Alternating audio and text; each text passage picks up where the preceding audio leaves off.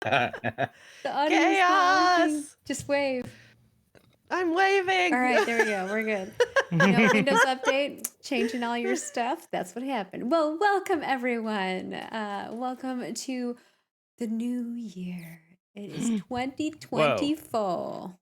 Can you believe all the problems got fixed? All of them. Yay! We're good now.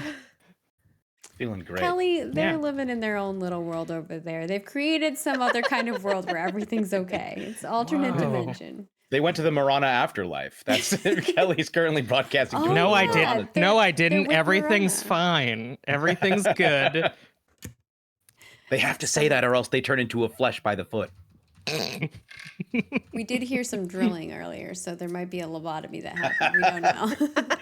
But anyways, welcome to our penultimate episode of Project Morana. Yes, we are on episode 19. There are 20 episodes. That means we have one left. But before we get into the chaos of what happens when a lot happened last time. Everyone's like 1 to 0 health, except for Carl. Carl's the I'm glad my kid will HP. make it, hopefully. Look, we can lose HP real fast, so don't jinx us here. Okay. But before we get into the episode, we have some things we need to talk about. First and foremost, we would like to thank our sponsor, Roll4It, coming into the new year, still sponsoring us. So we must be doing something right. But if you're ever curious about how we do our dice rolling, our character sheets, all of that stuff, which has been so helpful with Call of Cthulhu because it does all this math for regular, hard, extreme rolls. Imagine if we had to do that with our head math. That'd be a lot. So thank you, Roll20. We appreciate it. They also have all kinds of other things that you can do through other means in regards to, what do you call it?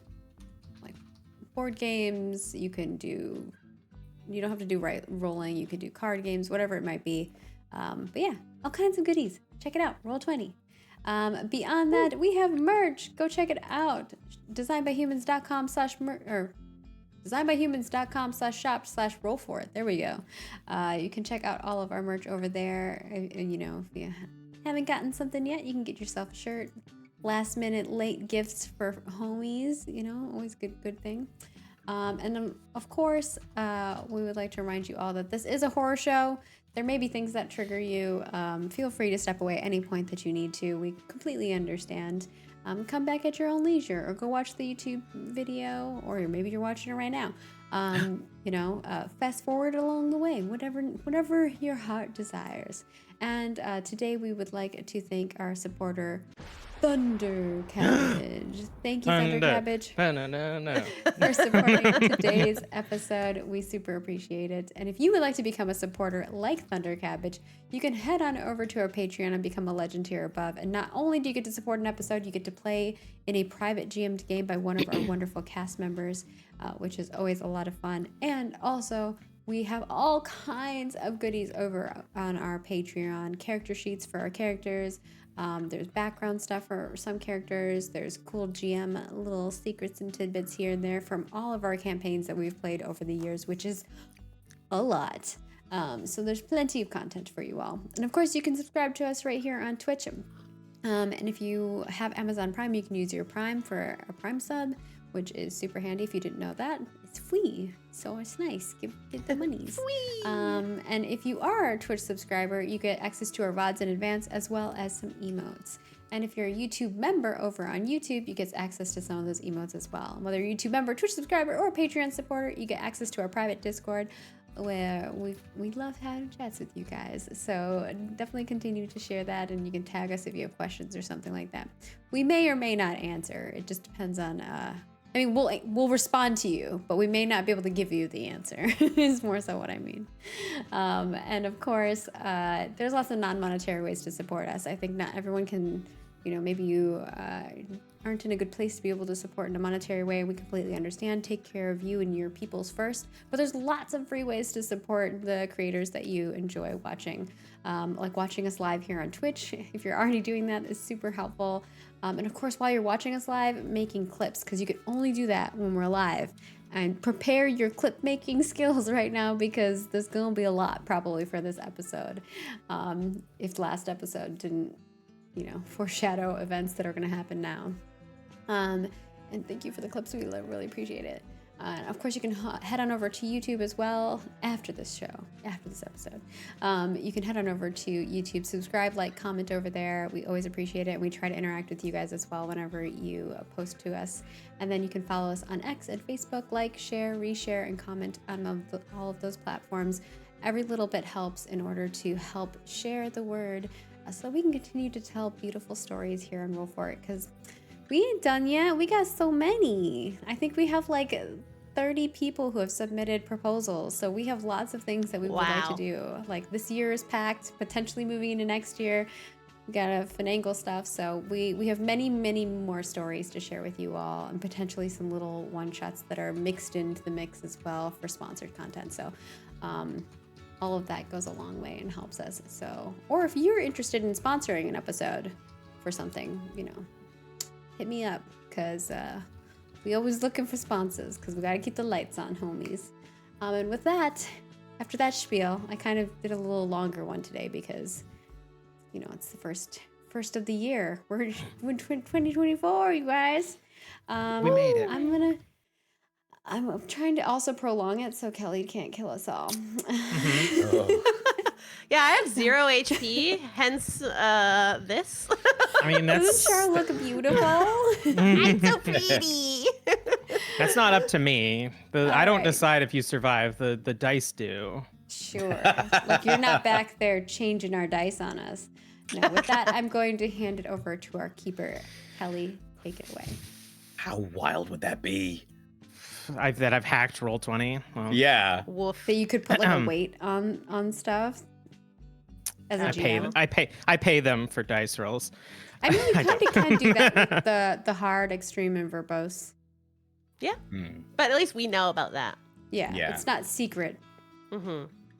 Hey, yo. Ooh, that would be cool to like do it privately. You don't know. Hey, yo. Oh God. Oh God. The date is Friday, January 6th, 2023. The time is 10:30 p.m. All of you are a bit scattered right now. We see struggling under the weight of a recently killed large man and a recently shot smaller woman is Marie, in and out of consciousness. Behind her on the stairs, climbing slowly up through a expanding waterfall of blood, is Nate, whose questionable leg decisions have left a bloodied cast underneath his hip and several gallons of blood and viscera on him. Gallons? Sure, it's a metaphor. Metaphorical gallons. Yeah, it's from several people as well. People. Yeah, in a truck on the road out of town, similarly injured and disheveled, barely holding on to consciousness as the storm whips around outside, as Laura, having recently found herself dangling off a cliff in a police truck, now rushing out of town to rescue Storm. And alone, well, from the group, on Union Island, stamping, never ending in a circle, is Carl, who has recently cast a protection on themselves as Jack, bloodied from a vase hit to the back of the head, appears in the doorway of the late Miss Zamon's house. Marie. Yes, God. As you are, for now, conscious, barely able to keep yourself awake, trying to push this large drilled man off of you. Mm-hmm. I would like you to make a strength roll. Oh, Hard. God. A hard strength roll. Okie dokie. I fail. 44 versus 20. Unable to exert a decent amount of strength. You push, but the body barely moves. You hear gurgled breathing next to you, and lying with a bloody face and equally as in and out of consciousness as you is Dr. Samuel, just breathing through the blood that is now pouring out of his mouth.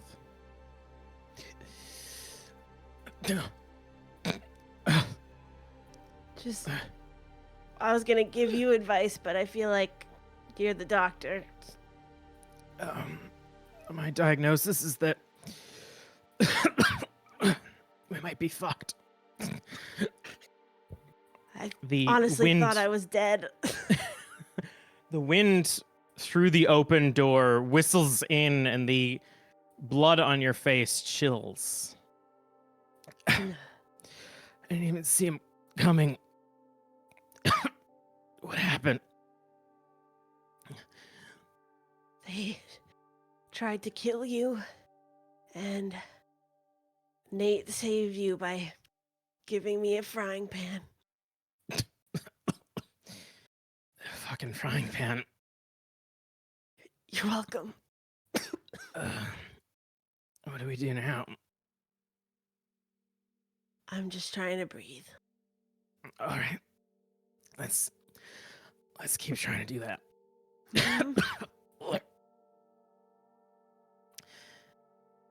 Nate, you are slowly crawling up the stairs behind them, and you can see the blood from Riley sort of flowing now towards you.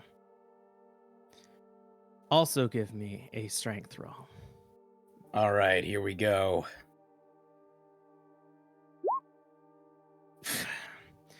That's you know, close. You know what? gonna spend a lot. I feel like I only have 8 luck. 78 versus 70 would clean me. It would clean me out. Am I allowed to push this? You can. You are slowly making your way up the stairs. So This is how there is Nate time. loses their leg. There is time to push and dig into whatever well of strength you still have left. This is not a situation where we can afford to just sit back. Like, I feel like I have too much. There's too much at stake. How about I'll give you the scenario just so that you can picture this in your mind, because Marie is currently collapsed at the foot of the stairs with Oliver and Nova on top of her. As you are climbing up, the stairs are a bit slick at this point, and there's a good chance that if you fail this, you will basically slide down the stairs towards Marie. All right. You gave me life, and you can take it away. Death by Nate.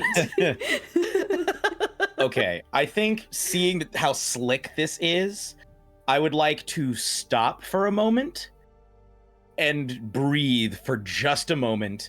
I don't know what the situation is in terms of handrails or hand holds. There is a wall to your left, and then there is a banister sort of halfway that ends halfway up the stairs that then goes into a wall leading to the second floor. Okay. So there is something for me to grab onto at least. To get about halfway up, yeah. Yeah. So what I would like to do is I've been trying to just pull myself up that way. I would like to take a breath and then gingerly position myself so that I am sitting on the stairs.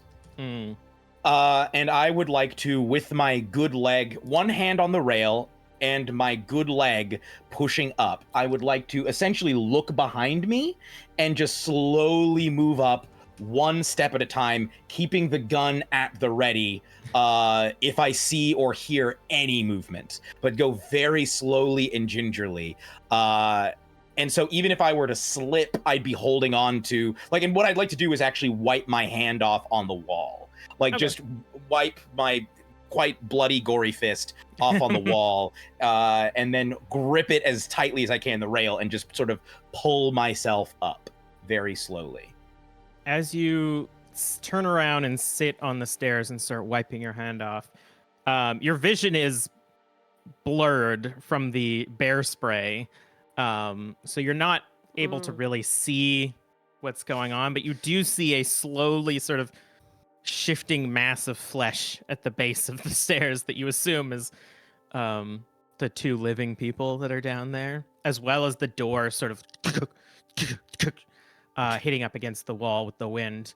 Can I hear what's behind me? Like, can I listen out? Because I know I'm not seeing real well, but can I at least glance and be craning my neck to look behind me up at the top of the stairs and be listening as hard as I can for what's up there? Give me a listen. Okay. All right, here we go. That's a 69 versus 20. Nice. So all right, great. Yeah, from the billowing of the wind and the slamming of the door, it's hard to really make out. You can also hear like whistling of wind through various windows throughout the house. Right. So then what I will do is this. Since I know that I'm in an unstable position, but I also know that this is like paramount and anything could happen. Every step I'm going to stop and then just fully turn up. And then take a few seconds. I'm going to count to 5, then grab and in as fluid a motion I can, next step, turn. All right. And that's how I'm going to switch to doing it. Nate is in full assassin mode right now. Just like, I refuse to go down like this. I've been through too much. I've been through too many people. Give me that pushed strength roll then. All right, here we go. 72 versus 70. That's insane. No! And I can't even spend luck on it. No. The dice be telling a story. Like, no, so you what fall happens is downstairs. you meticulously go into this sort of like switching, like army crawling back and forth up the stairs. And as your face sort of faces back down, you sort of slump down and Riley's blood like hits you in the face and you start getting some of it in your mouth. And it makes you cough because your breathing is already pretty hard from the bear spray. And your hand slips, and considering you have one gun or one hand holding the gun, your ability to stop yourself is compromised. So you begin sliding, just pain every time you hit one. I will let you do a dex to try to stop yourself as you get halfway down the stairs to grab one of the railings. All right. That's a 42 versus 65. You manage to grab one and it snaps. And you begin falling a bit more, but you manage to stop yourself and dig in, holding to it about 3 steps away from the top of Marie's head. Your solid cast almost striking the back of her burr hole. Oh my lord. I pause and just catch my breath and look again. Any movement at all from the top of the stairs, any sound, anything like that? Nothing. Just the now almost like chunky blood flow. Just okay. I would like to take a breather because I'm in extreme pain right now, and just. Nate, is that Nate up there? Did he make it? Doc. Well, it's me. You wouldn't happen to know how to heal us this time, would you? Any of that magic left? Yeah, I wish. I need to get up the stairs. There's something I have to do up the stairs. I promise I'll be back. What else could you possibly have to do? Murray, you gotta stop him. I can't move. What is it, Nate? Why do you have any fight left in you? The reason they attacked you, the people of the town, I don't know if it's the council,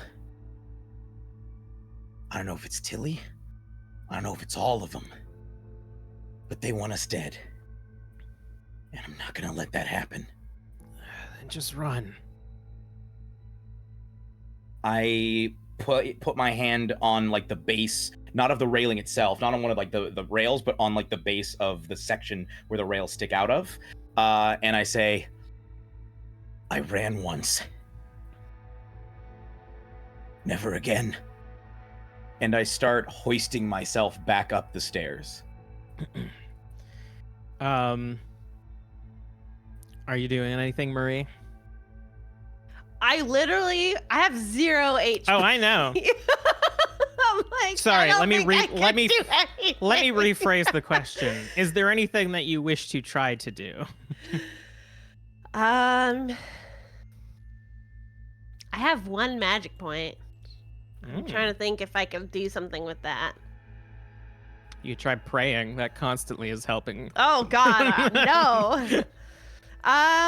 I think honestly, Marie is just fading in and out of consciousness, and the cold blood on my face and the pressure of these bodies' weight on top of my own is just making memories come back into the front of my mind of going ice fishing with Andy and Carl, like wrapped up in insanely tight winter clothing with the cold air piercing the skin on my cheeks, and just thinking of like our last time that we were able to do that, while I lie on the floor dying.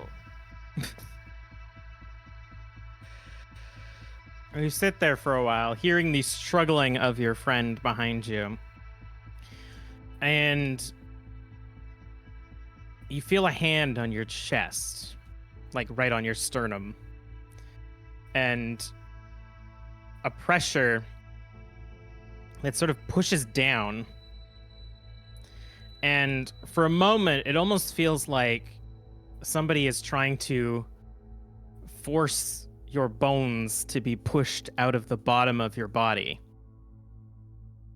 And this immense pressure that you were already feeling from the bodies tightens deeper and deeper.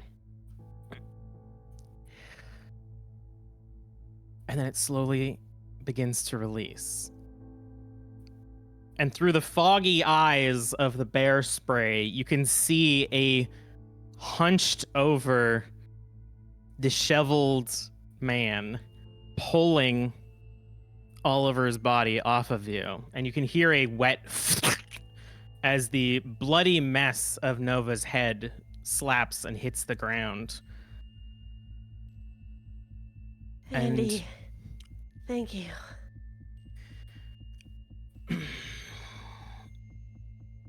Not yet. And you hear the voice of Samuel, who pushes Oliver's body off of you. You stay here. But don't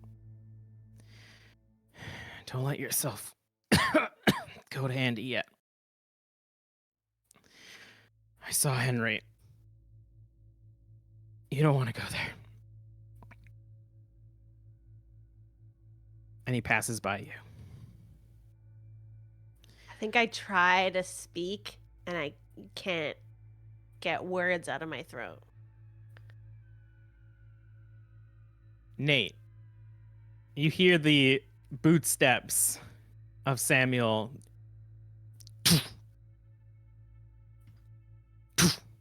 slowly making their way up. And you can see most of his mass is pressing up against this railing as he drags himself up and loops his free arm under yours and begins slowly dragging you up the stairs. I told you guys, I'm gonna dig until this is done. Thank you. Thank you, Doc. Please don't thank me. Somehow this is probably my fault. As we're sort of pulling up, I'll say, Oliver, the reason he attacked you, he thought you were in league with the rest of the council. I think they want us dead. Do you know anything about this? He doesn't answer you for a while until he finally pulls you up and drops you like a slab of deli meat on the top of the stairs. And you see now a pool of blood has formed around Riley's body. You hear Samuel almost like gag for a moment and then cough out some more blood. And he just slumps down with one leg hanging down over the stairs.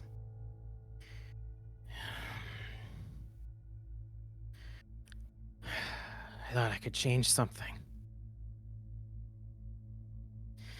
I came to this damn town hearing the rumors, hearing the bullshit that they seeped into the minds of the citizens here, and I didn't believe any of it. Nate, I thought it was a cult, like all the rest. I thought, as a man of science, I could come, change their minds, and keep them at arm's length, show up to their stupid council meetings. Guess you can't really fight corruption from the inside, can you? You got that right. You gotta cut it out.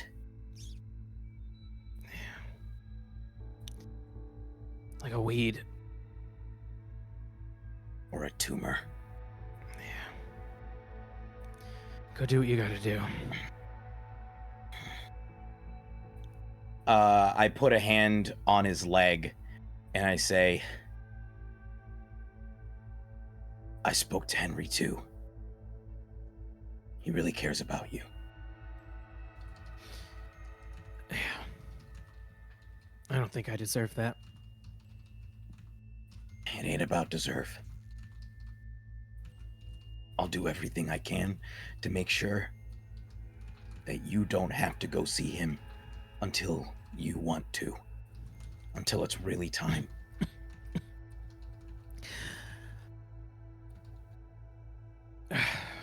He just sighs and sort of slumps into himself.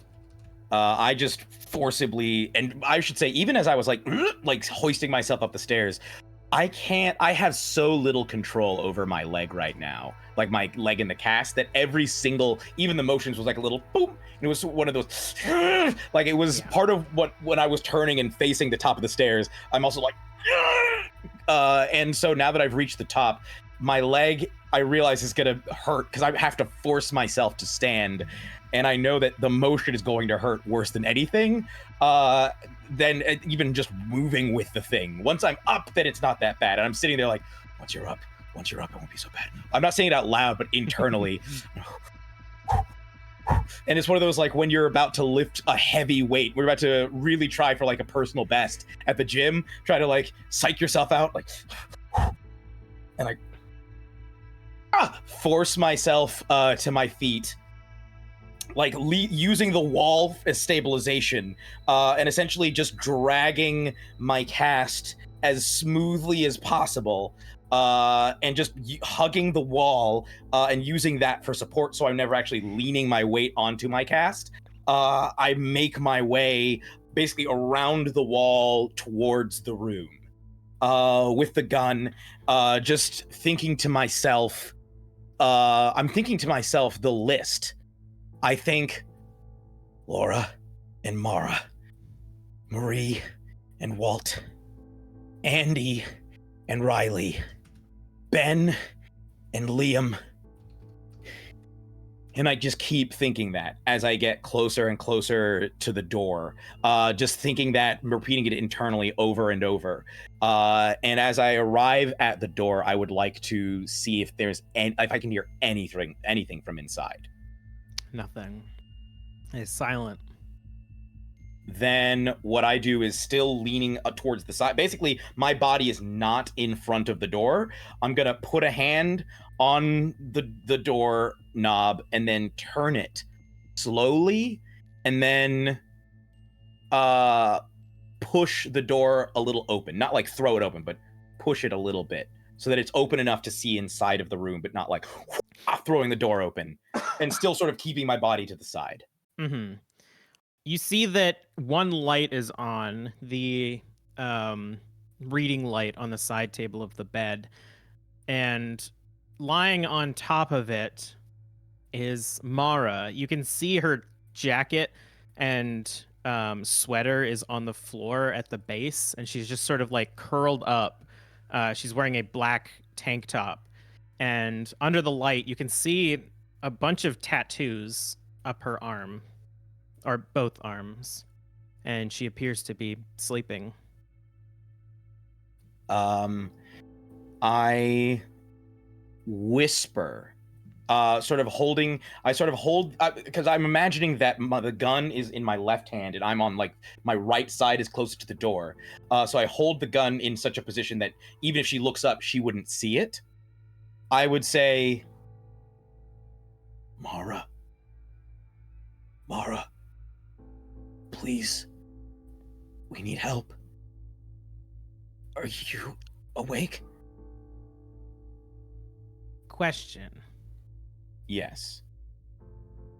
Are you at all trying to be deceitful? Yes. Go ahead and give me a fast talk. Okay. 29 versus 15. And as you say that, you see a bit of a shift of her body, almost as she's stirring in her sleep. And then her head slowly turns towards you, and you can see a bit of glint in her eyes as her hair falls over her face, and she pushes it aside. Nate, what's wrong? They came and tried to kill us. Oliver, Nova, they tried to kill us. And then Riley came and tried to kill them. She killed Nova. She tried to kill me. She would have killed us all. I had to stop her. Please, you gotta help me. Tell me what's going on here. We need your help. We're all hurt. You see her slowly move her legs off of the bed, not taking her eyes off of you, and sort of sits a bit crooked, staring at you through the door. She can probably see that my face is covered in blood, and my one hand that is sort of visible also covered in blood. And as you can see like light shining through her hair, but you can't see the expression on her face as it's silhouetted. And she says, "Did Carl get out?" I don't know. I don't know where Carl is. I don't know where Marie is.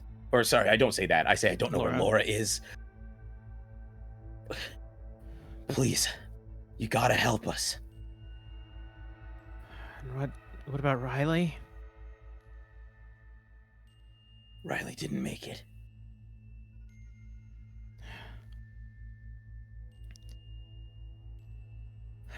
And I should say, I am absolutely not just looking at her face. I'm looking at the whole body, hand like like I'm, even though I'm like sort of my face sort of leaning around the side with one hand, my right hand visible, my left hand is like right. I'm like I brought it from like over here now to like still at an angle that she can't see because I'm literally facing away from her, but it is like right next to my face, ready to like if she makes a move or if there's an opening, a clear opening, I will just Roll a hard psychology. okay. Let me set it to hard. Here we go. 70 versus 29. It's a fail. She looks.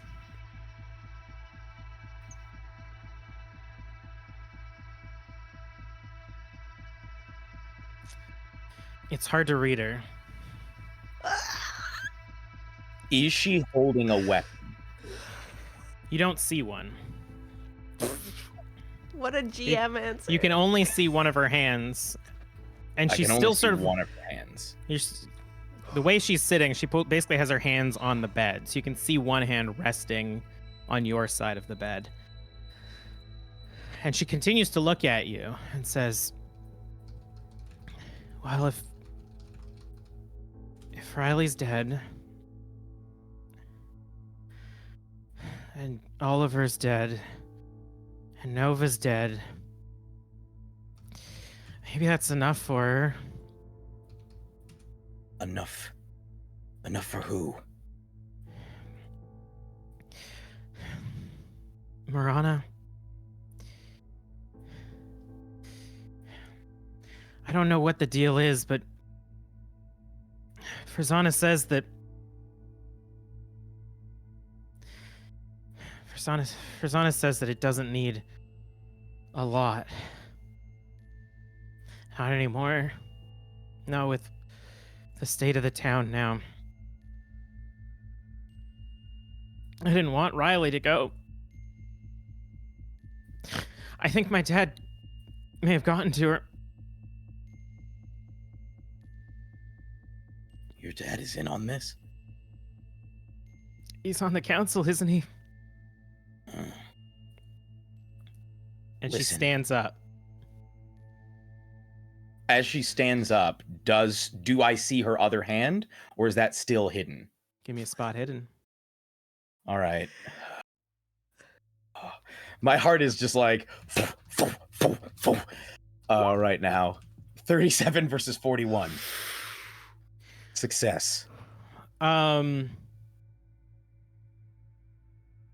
a split second, you see that she is holding something in her left hand.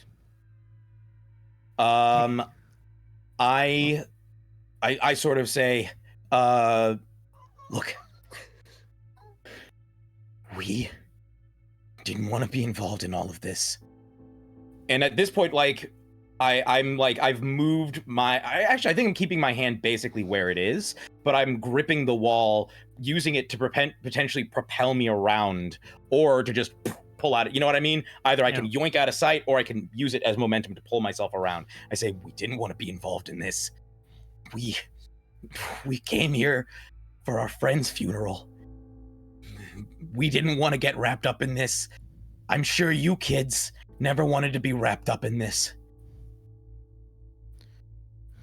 And she turns to you, facing you now, so her whole body is silhouetted. And you see her bring whatever is in her hand. It's a rectangular shape. And reaches her other hand up to grab one end of it. As she does that, I gotta open fire. I'm going to see. I cannot let this. I pull. I'm not gonna pull, like, throw myself in, like, in the doorway. I would like to just sort of put my gun hand around and just start pulling the trigger. I'd like to fire 2 shots.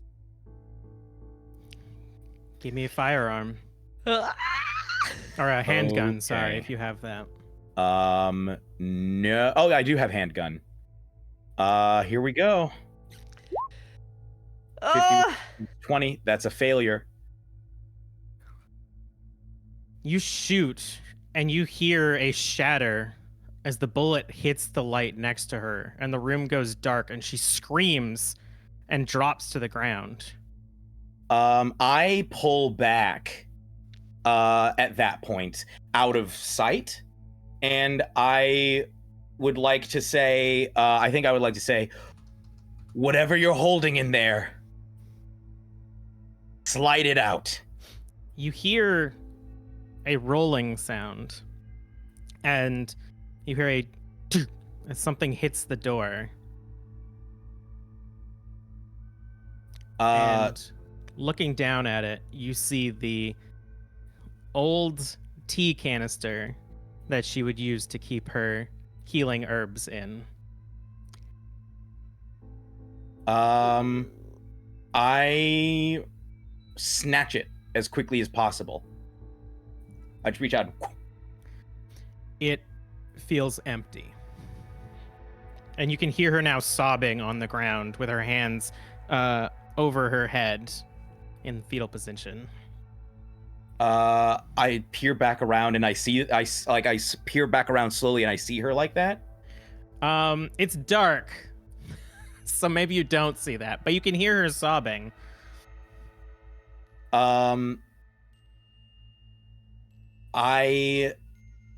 Is there no hallway light nearby? There is, but it's not on. Is it within reach? Yeah. And as you flick it on, it casts a light into the room, and you can just see her like huddled next to the bed, sobbing. She says, I just wanted to see if I had any left.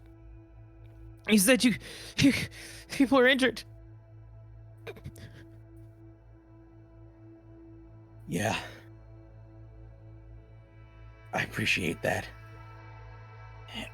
And I start to I look at her for a moment. I say, Ben and Liam, Andy and Riley, Marie and Walt, Laura and Mara. And as she's huddled there, I'd like to point the gun directly at her head and pull the trigger.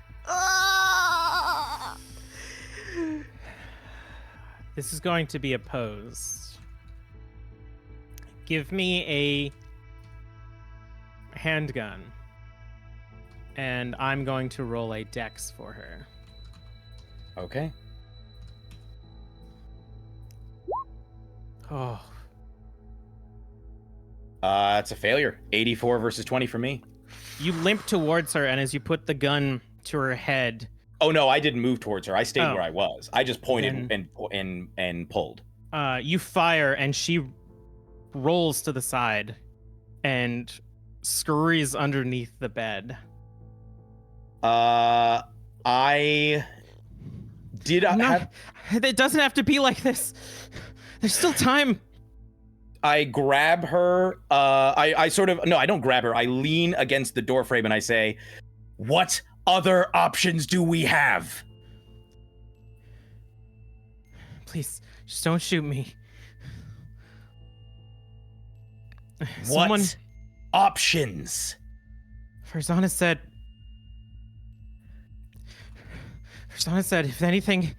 if any of us truly thought we could stop this, we could go to the waterfall. To the waterfall? How do we stop it? How do we stop it? The seed needs to be planted. And the seed? At that, Laura. Yeah.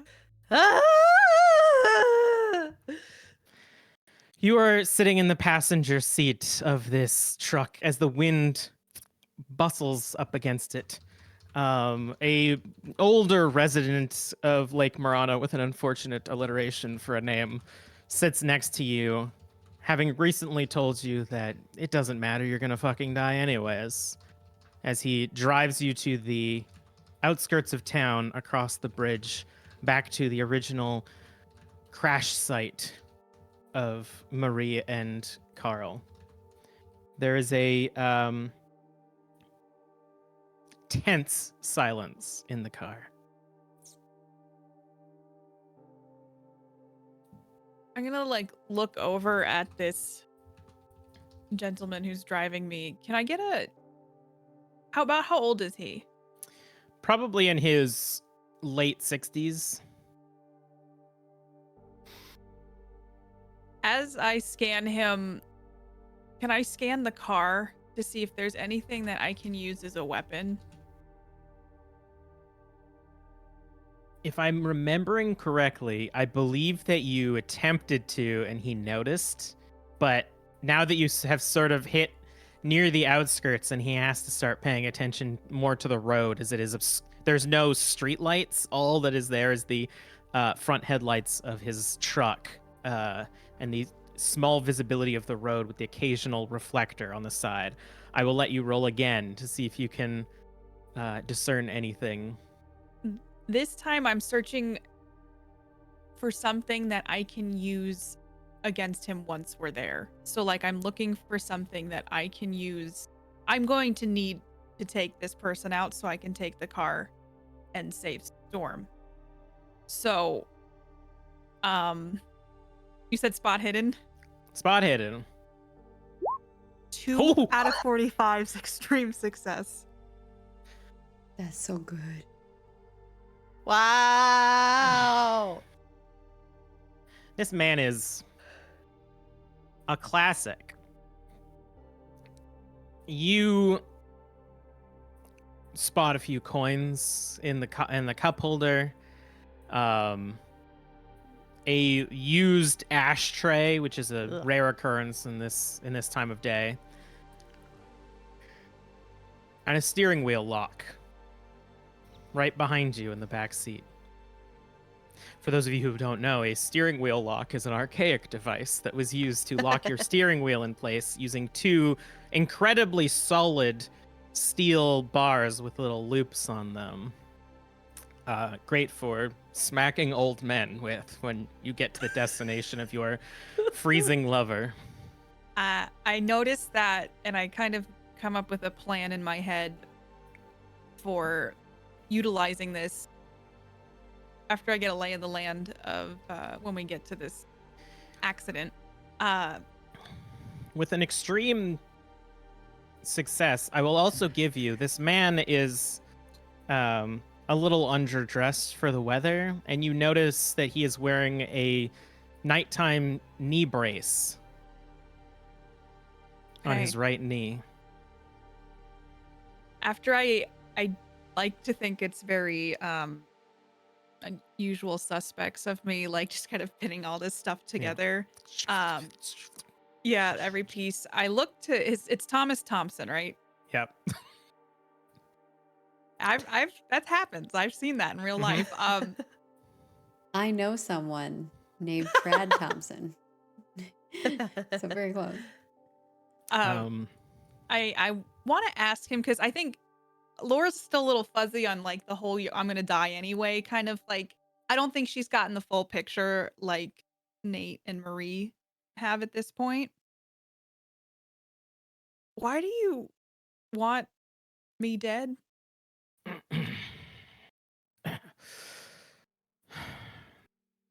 None of us want you dead.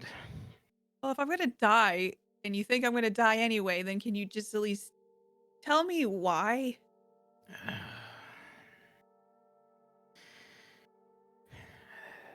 This town is old.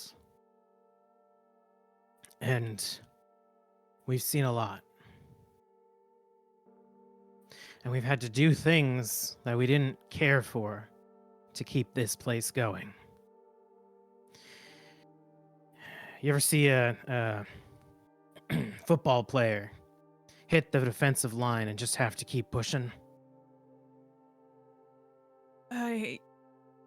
I have seen football, but I really don't see why football is the metaphor you're using for your town. Fine, I won't tell you. Come on. I've had a real bad night. Just tell me why. What is this football player pushing through to get to the other side?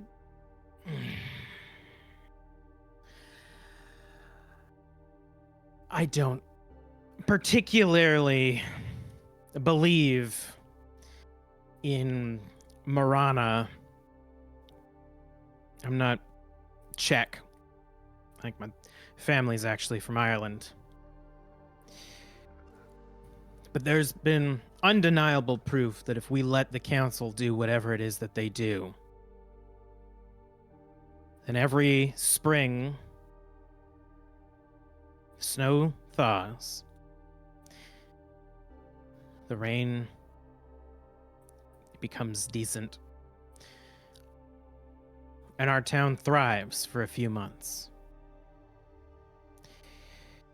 We were told that some strangers were coming into town to make nice for a while, but not to get too cozy. I did not expect them to last that long. If I wipe my hands of it, turn a blind eye, then I know that when spring comes, my family's going to be just fine. So whatever this council does is... Did Liam call us and bring us here on purpose? I don't suppose that kid planned on it. So this council, you're saying they do... What is it that they do? Because I can only put 2 and 2 together with you saying that I'm gonna die anyway, so... They You're say gonna the land... sacrifice me to the earth? That's apparently how it works. Better you than us. Fuck Better you. Better you than my kids. Who are you all to play God and decide who gets to die and live? Like, that's... Just so you can have a, what? The shitty town? Y'all don't even seem to like each other. Why keep this place going? Let it die.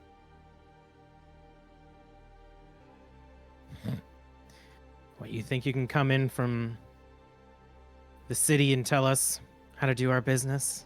I didn't come from the city. I might live there now, but I'm not from there. Listen, we don't have homeless people. There's not a drug problem. We take care of our own out here. Taking care of your own might have different definitions for different people, and I don't think I agree with your definition of taking care of your own. Well, you're going to be dead soon anyways, so it doesn't really matter what you care, does it? What are you, 60? Sure. You're not much older than me. What do you got, like another maybe good 20 years? And so Yeah. when you're passing on to whatever comes after this, you're just gonna go easily knowing everything you just turned a blind eye to? I know that when I die, whatever it is that we're feeding is going to support my kids and their kids and their kids. And I'm going to be damn well pleased about it. What is this, like the 1700s? You own a farm? What do you even do? I'm an architect.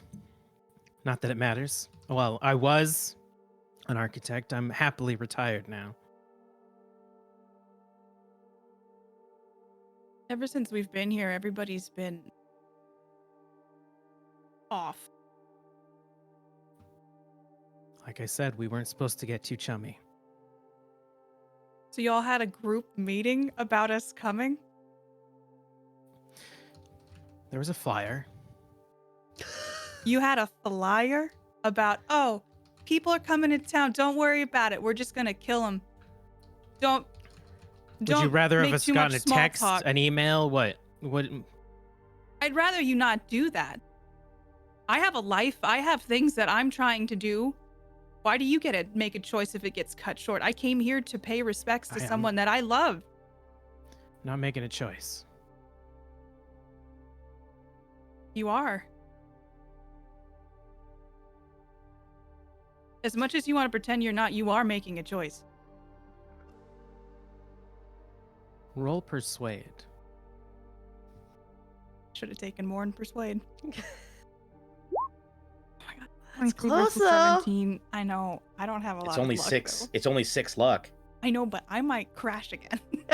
Oh no. How much do you have? I've got 13. Oh, it's like half Yes, your Half luck. of it. No, that's half of it. I don't think this. I know about my wheel lock behind me. So Mhm. can I push it? I know it's good back. It's a You 17. You certainly Yeah, can push try. Katie's so brave. Pushing 5s, pushing a 17. Katie's been got possessed by nothing. my spirit. Yeah. I will I got tell nothing to lose. I will tell you that even without a psychology roll, I'll tell you that this man has the air of someone whose wife just asked him to drive something to the dump in the middle of the night. He is his job. doing a thing that he hopes doesn't take too long so that he can get home and go back to sleep right now.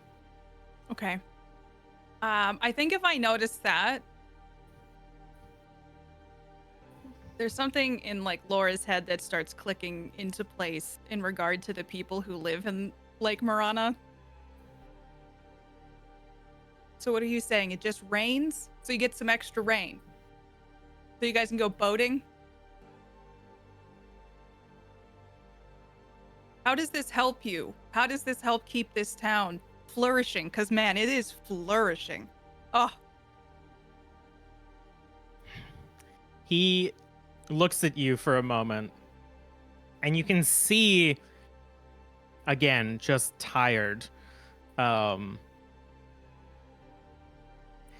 day, years from now, all of this will be worth it, and my kids won't have to live out there. Maybe we can get this place back to the way it was. Back to before whatever is in there stopped providing for us. you know, I grew up in a really small town and it fucking sucked. And I had a bad family and a bad experience and I got out of there. And maybe sometimes you just go, it's time to close up shop. Let's move on. Maybe some places aren't worth saving. Are you attempting to push it, or is this just continuation of your failure? This is just Laura kind of stream of consciousness trying to just maybe get some things off her chest. He goes back to like tunnel focus. You know, people were pretty chatty at the gallows. If you're trying to scare me, it's not gonna work. I'm not trying to scare you. I'm just tired of hearing it. It seems like God. it might be clawing at your morality, maybe a little bit. I guess you didn't think about actually maybe driving the person who you're supposed to let die and actually learning that they may have had a life, somebody they loved, friends they cared about, just like, you know, just like your wife, just like your kids. Let me just say, you're lucky we're not allowed to speed the process up. I look over at him. I guess we all do make choices. And you're just making a really bad one right now. You feel a bump as the truck drives onto the bridge. And he stops.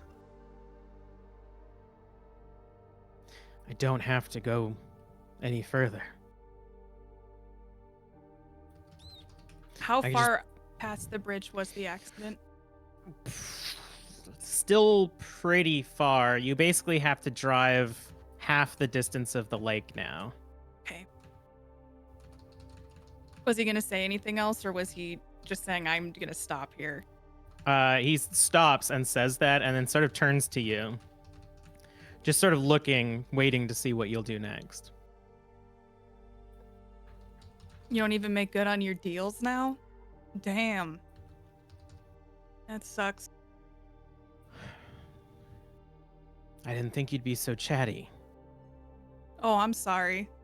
I guess people don't like to hear the, pigs oink before they eat the bacon. He turns to face in front of him and he opens his door and steps out into the wind. And you see him walk in front of the truck. While he's doing that, can I just fucking try to get into the... I want to lock my door and I want to climb over the seat and try to drive away. Ooh. Go ahead and you're gonna lock your door? Yeah, I'm gonna just instinctively elbow hits the door lock. If it's that kind, it sounds like it's an older truck from what I remember, and climb over this middle console as fast as I can and just try to gun it. Go ahead and give me a dex just to see how quickly you can do this. I'm so scared that this is gonna go bad. It Hard can go success bad. 14 versus 47. You unbuckle, lock the door, and scamper over the column. The gear shift kind of digs into your leg where you had been stabbed, but it has been tourniqueted so much that you're actually starting to lose feeling in that part of your leg. But you manage to drag yourself over fast enough, and he's still in front of the truck by the time you're behind the driver's seat or behind the steering wheel. I'm going to run him over.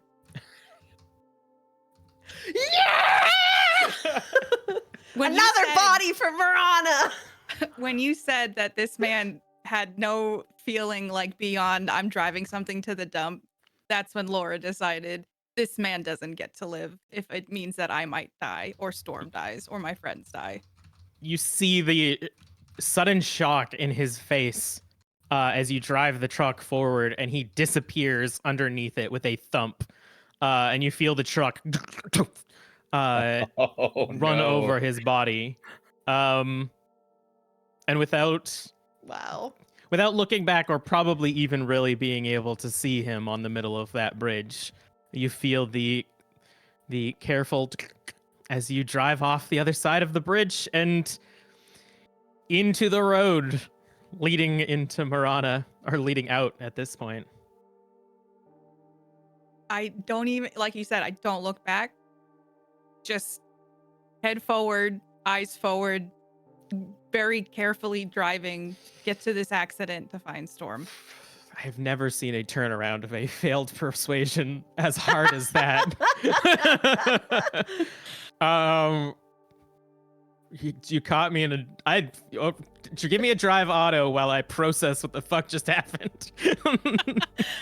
I don't drive well, remember? So I'm really scared about this. Yeah, it'll be this isn't, if you said you're driving slow and carefully, this won't determine driving off the road. This will basically determine how slow it is. You go right off the bridge.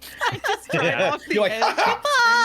Don't joke about that. Laura has already gone off a cliff.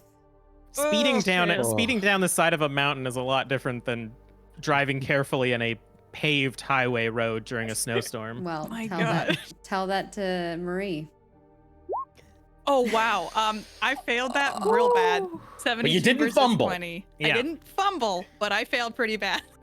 Yeah, maybe a fumble would be driving off the side of a road in a well-paved highway in the middle of a snowstorm. Unconfident in your ability to navigate this road in the storm, you wisely make the decision to drive with precaution and determination as you continue off into the night. Carl, you stand in the open area in front of the chapel on Union Island. The storm around you is beginning to pick up. You had been in this pocket of protection. The storm sort of subdued well on these grounds, has disappeared, and the full force of the storm is now buffeting you. As you continue to stamp in the snow, you can see through the light in the chapel, or in the rectory, is Jack. What do you do? I think there's just tears rolling down Carl's face as they're furiously stamping away. And you see him move from the door slowly towards Miss Simon's body. What does it Or look what like remains of it. he's doing? Like, does it look like he's trying to get the book? Give me a psychology.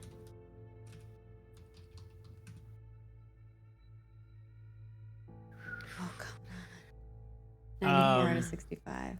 It's unclear. You can see his like head sort of lolling occasion, and he does have to stop to take one of his hands off and like hold the back of his head. So his like he doesn't have like it doesn't seem like he has laser focus on anything in particular. But he is moving more towards the puddle that was once Frizana's body, rather than the book that has slid several feet in front of her. I think Carl is just continuing to stamp in the circle, and when he gets to a point where like he's kind of facing in the direction of Jack, just stop. What do you want? He gets to the body and sort of like grunts and turns towards you, and you can sort of see his half of his face illuminated from the floodlight that turns on as he gets closer, and you can see blood has like poured down the side of his face and dried a bit.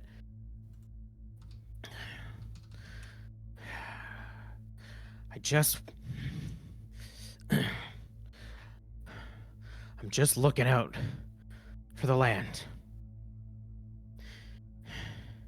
And Zaman here, she paid her pound of flesh.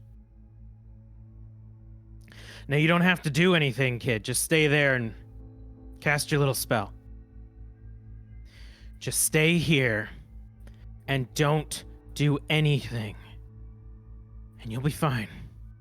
As he reaches down and grabs the rifle.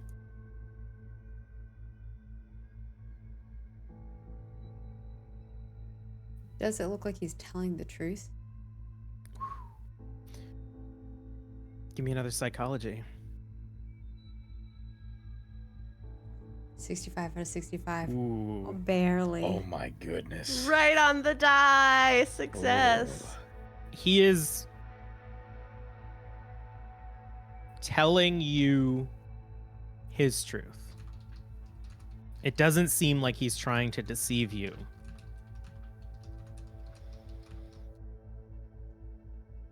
He just wants you to stay here. And whatever he has to do, he'll go do. How is this helping the land?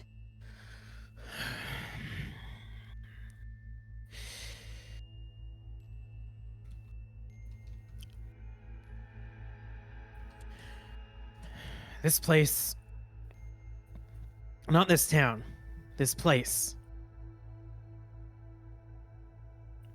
It's special. And you see him reach into a pouch on the side of his chair. And you hear wind and storm around you. Most places can't defend against us. There's too many of us, and we demand too much of it. And you see a glint as he pulls a bullet out of his bag and pulls the pin back on the rifle and loads it in.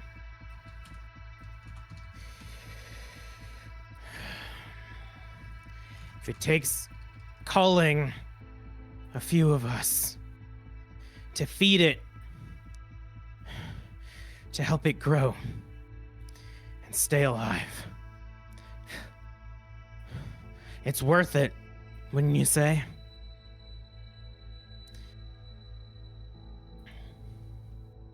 No. There has to be another way. There isn't. Richer men and more powerful men than I.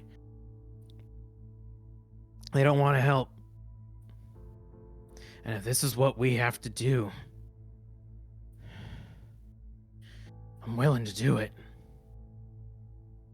He sort of like winces and grabs his head again. Give me a spot hidden. 49 out of 70. You swear in the wind and chaos of the storm that the mass of whatever is left of Farzana shifts unnaturally. As he just sort of rests the rifle across his lap. And he looks at you and says, "Now,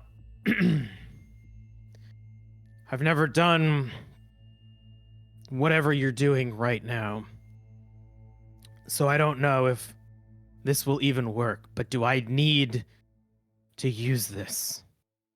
Or are you going to stay put?"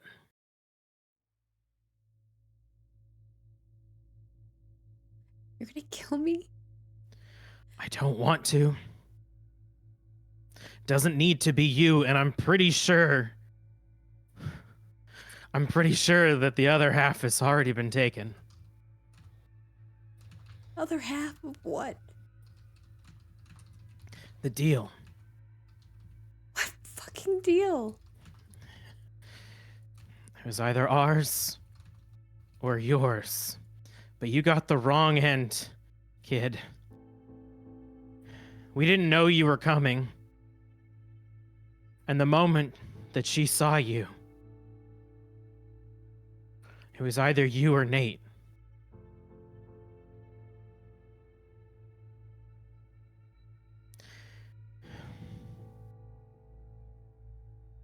So tell me again, am I going to need to use this? Because I don't think I'm allowed to, but I don't have to kill you. I can just make it faster for you to die. What do you mean you're not allowed to? What the fuck? And you can see the puddle begin to raise. And he doesn't seem to notice. Carl keeps stamping. You talk like there's a choice you have. We all have a choice. Why can't it be you? Why does it have to be me? Why does it have to be Nate? Because that's who she wanted. How do you Ben know? told her about you. Well, about your parents and their friends. And what Ben said made her want them. What did he say? Kind of like looks down and again just sort of grabs his head, and you can see now that the mass has formed high enough that it stands above him as it begins to take shape. And he looks back at you. Your parents, they're not good people. They left that kid to die. What kid? Ben. And Matilda brought him back here on the brink of death. And brought him back. He's been alive. He has a kid. And she's to thank for that. He would be dead, and he would have never found her if it wasn't for Matilda. He was happy. You. I don't care.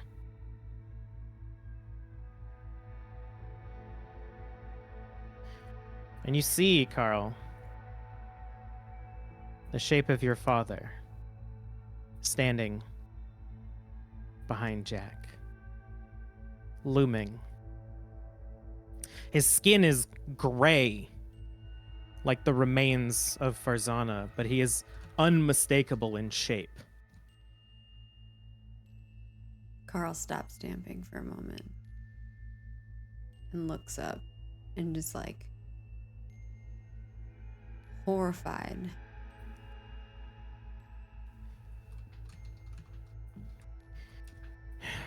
I will ask one more time, Carl. Do I have to use this?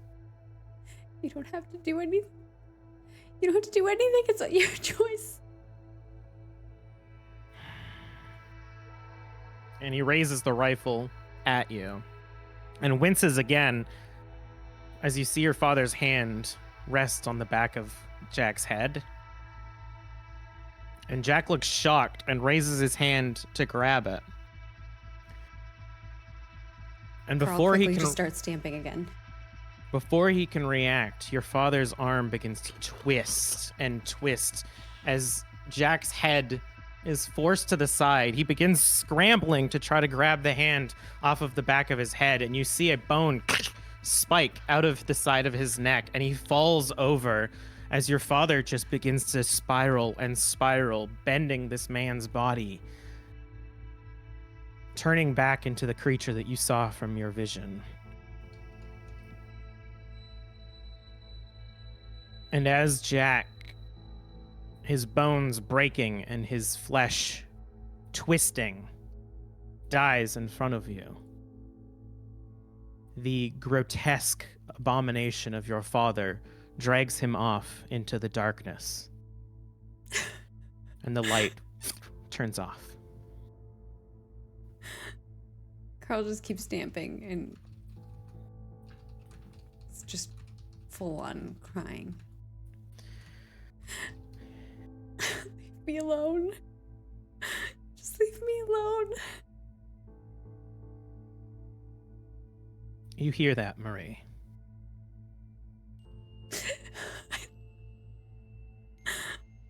As you drift in and out of consciousness, you hear the cries of your child. Carl. You hear that, Carl? Mom? I'm here with you. You're gonna be okay. I'm not gonna be okay. Yes, you are. I can see what you're doing. Just keep at it. I don't know what I'm doing. She told me to keep stamping. Do you listen to that? I believe in you. You're gonna make it through this. You recognize the spell, Marie. And you know that it's already been cast. And for the next 6 hours, Carl cannot be harmed by spirits. You've completed it. Completed what? You've completed the ritual. You've given yourself safety.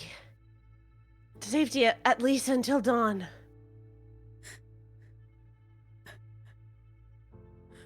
Carl just falls to their knees and just holding the little totem.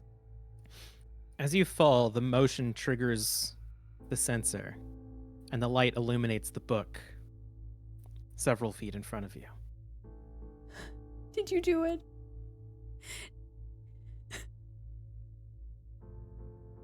Do what? Did you kill Ben? No. No, we didn't kill Ben. We tried to save Ben. We tried to help Ben as much as we could. Jack said you killed him. We didn't. We were all there. We worked together to try and help and get through a terrible time in his life. And we played with things we didn't understand. And people got hurt. But we didn't kill Ben.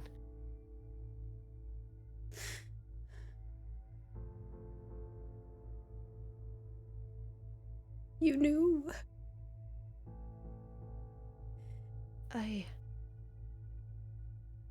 It's being here brings it back in a way I can't explain and I don't think can ever be fully understood. I don't remember much about that night, except pleading with the ghost's mother to help her kid, to help Ben, and she didn't. And that reinvigorated me with a feeling that I never wanted to be like that when I became a mom. I knew that you were in trouble right there in my tummy, and I knew I had to get out of there. And I knew that that protection spell that Laura cast way back then, that you just cast now, was able to protect me from the darkness.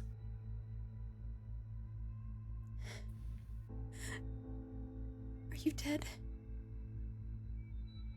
Is that how you're talking to me? I don't know. I don't Harley think said you so. died. I'm with Nate. I'm back at the house, but I'm not good. There's a book. Carl runs to the spotlight where the book is. And seeing it, it is a large book. It is well used and bound in leather. And you can see pages that have been pinned and stuck to the inside, adding to the already immense amount of pages. But you also see that several of them have been dog-eared, possibly by Farzana before she died. Carl will go to one of them. Carl grabs the book and runs back to the circle that he's been stamping, and then flips the book to the first dog-eared page. I will send that to you now. Do I have to stay in the circle? You've completed the ritual. I think you'll be safe. It was able to extend from the circle in the past.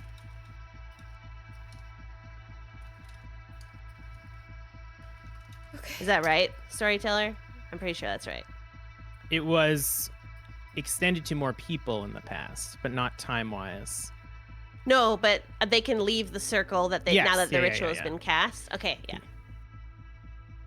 Sorry, I missed that part. I was sending. That's okay. Yeah. Did you All get good. that thing I sent you? There's some... Okay. There's some pages. She told me to read this book. I think you should trust her. That's all we've got right now. What are these? Is this like a spell? What do I do? Just read it. I planted myself with the seed. It is not a god that lives within that waterfall. Morana, as they call it, does not care about us. It is much older than any of our beliefs. We feed ourselves this seed. I was to be its host, but as it grew inside me, I knew that I did not want it to grow in me, live into me. If there needs to be a host, let it be someone else. But the roots had already grown, and I was not whole. I cannot leave here.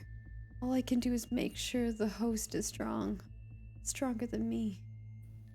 What are these drawings? And It doesn't whatever need connection us. between We hold it back. Carl and Marie is severed. I will send you the rest of what you find from this book, and you can peruse it. But I would ask that you don't tell anyone else for now. Okay. Ooh. What does it mean, Mom? As we go back to Nate. You've just heard Mara say that something about a seed. What seed are you talking about? It's what Farzana called it. We don't really know what it is. She was trying to keep us from it.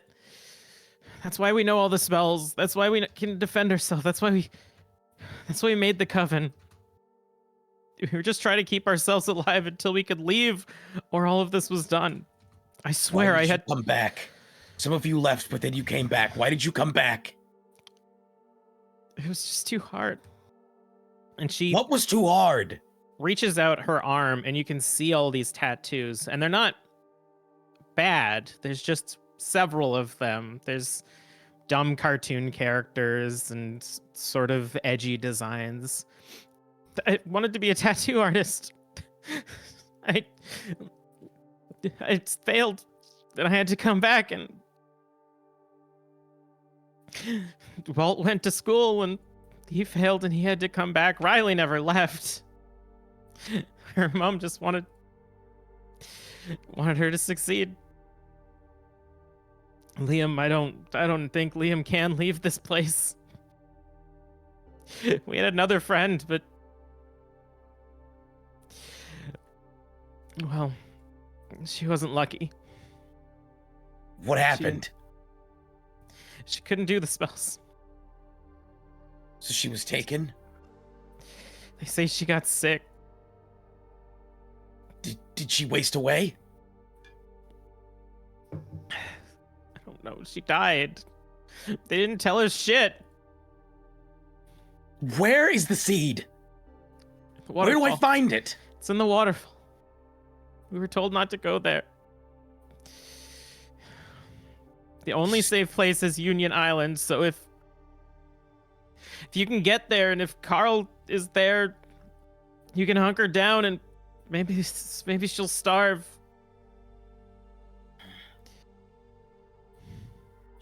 Morana, she'll starve?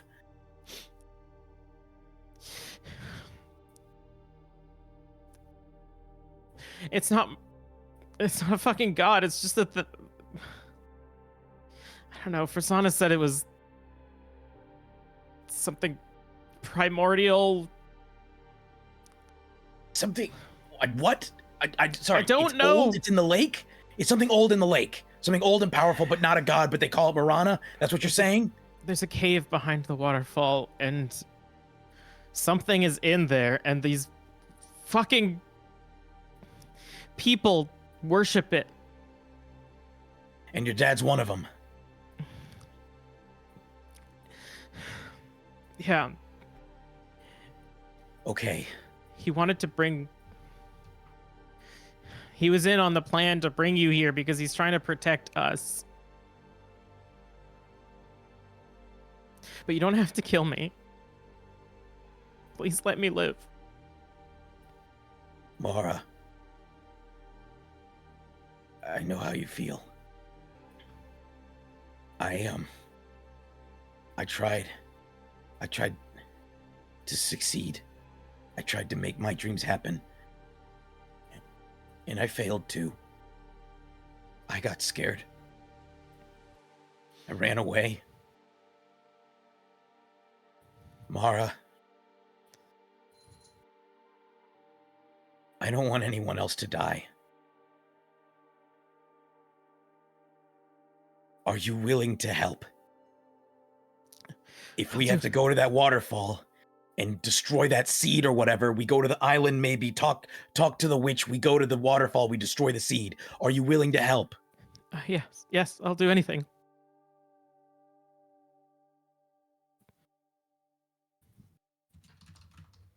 Okay. I reach out my hand and I say, come on. Samuel and Marie are still alive. They left the car. Oliver and Nova, their car is here. We can take the car.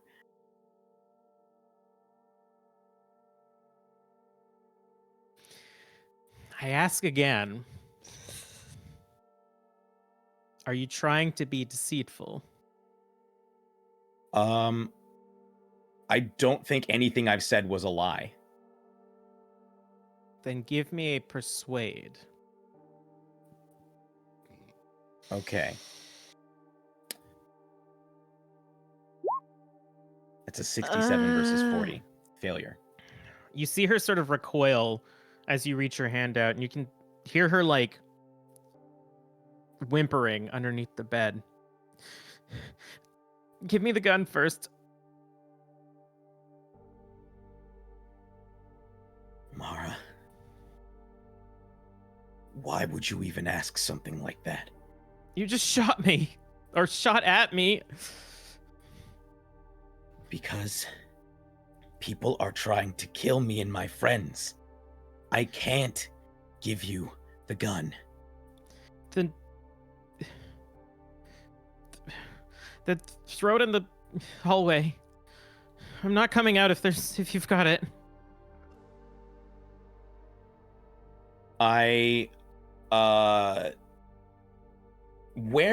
So I sort of am standing in the doorway right now. Yeah, so you're facing basically the foot of the bed that is up against the far wall. It's dark, but the light that is behind you is illuminating the room through the open door. And you saw her like reach her arm out underneath the bed to show you her tattoos and then recoil back as you reached forward. What I do is this. I hold the gun like this sideways so it's pointing up, and I say, let me see your hands. Both of them. And she slowly moves them out. And the other arm has just as many tattoos as the other one. And But both are empty? Yeah. Okay. I say, keep your hands where I can see them. And I take the gun and I sort of like hobble over to the side. And as I do, I take the empty bottle and throw it across the hallway out of sight. And I put the gun, I hide the gun in like basically in the back of my pants and then gingerly pull my shirt over it and then come back and show my empty hand. Roll a sleight of hand. Okay. I have a 10 for sleight of hand. How is this even possible? I'm not aware of what you're good at. Punching people, apparently. I'm trying to come up with every strategy to be as infallible as possible. And I'm rolling all these things that I'm terrible at. It's like we've decided to make the barbarian the face. 31 versus 10. I'm literally out of sight, so I don't know how this can go I don't know if you've ever thrown an empty tin. Yeah. Or a gun. I've never thrown either of those things. But the sound is a little bit different.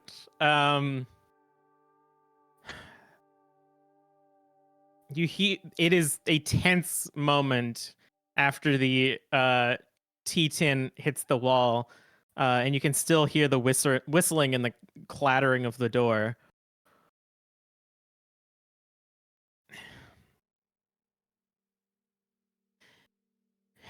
If you're gonna kill me, you're gonna kill me. And she pulls herself out from under the bed. And as she stands up, you can see she doesn't really have anything on her anymore. She's wearing basically like snowboarding pants, but fashion, and a black tank top. And her hands are up. Can I grab my jacket? It's kind of cold outside. Get down on the ground. I'll give you your jacket. Keep your hands where I can see them. And she does. I painfully hobble over and get her jacket. I check the pockets. Give me a spot hidden. Okay, I'm putting my hand in the pocket. All right, let's do it. 20 versus 41, hard success. Yeah. The first success I've rolled in 3 episodes. I feel like. Oh my goodness. You find her phone, which has a crack in it. You find a like butane lighter. Mhm. You find some joints,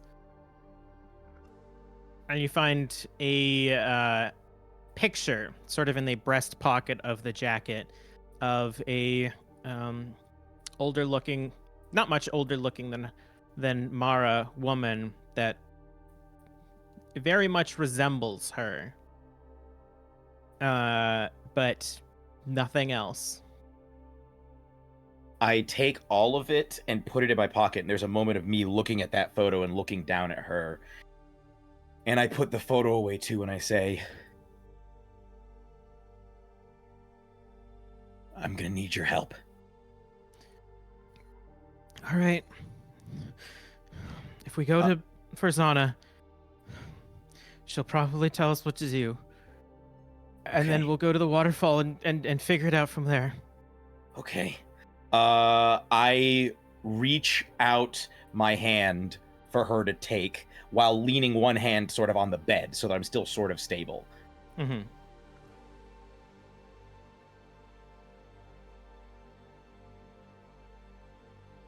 Roll a dexterity. Oh boy. It's been a lot of failed rolls. Hard Yeah. success. You're 21 due for versus some 65. success, baby. As you lean against her,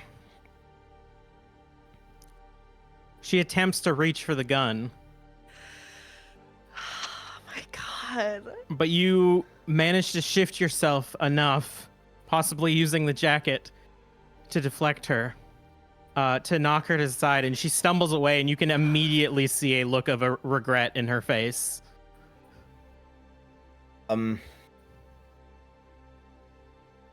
Do I even have time for a psychology? A quick one. You won't be able to push this. Okay. Give me a... No, yeah, all right, that's All fine. right. Okay. No, I rolled as you were saying, give me a. Sorry. I put immediate in there regret. Before. I think that would have failed anyway. I was going to say Probably gonna hard, make but hard. Yeah, that's what I that Yeah. would have failed a hard as well. Yeah. It would have been more than a fail, right? It would have been like A hard a fail crit maybe, fail, but yeah. regardless, she looks regretful immediately as she sort of stumbles back and puts her hands in front of her again. I think back to the photo, and I think to myself, they just won't let me do what I need to do. And I think to myself, I was gonna let her live. And as she backs away, I would like to grab her, like put my hand over her face, and then as many hits as it takes against the bedside table. And we cut to Dr. Samuel slouched over as we hear bangs coming from Nova's room. Laura. Yeah. You have slowly driven down this snowy road, barely being able to see the concrete in front of you. And with your limited knowledge of the surrounding area, you start to get a feeling of how far you've gone. Remembering where Marie and Carl had crashed. Give me a spot hidden. Oh, okay. Sad would it be if I came all this way and couldn't find the accident? 72 versus 45. Failure. You can push this one since you do have time. Since I'm driving so slowly, I think like as I'm driving, I'm like, oh my gosh, there's so much snow, much more than there was last time. I go to like a snail's pace and try to really like squint through like probably the concussion I have, just trying to see any signs of this accident. And I'm going to push it. All right. Go ahead and roll. 57 versus Oh 45. no! I don't think I even have enough, do I? I gotta do it. I mean, you can't use a lock on Oh, a that's on right. a push. Push. Uh, Okay. You okay?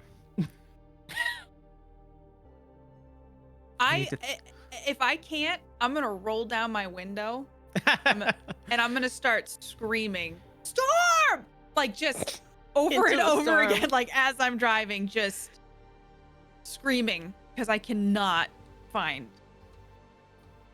the I vehicle. want to roll something in Okay. a way that you guys can't see it. So I'm gonna go ahead and use real physical dice. Oh my god! I think you can GM roll too if you Yeah, wanted to. But you're I welcome don't- to do real dice. I'm scared that I'll screw that up in the emotional tenseness of the scene. All right, here we go.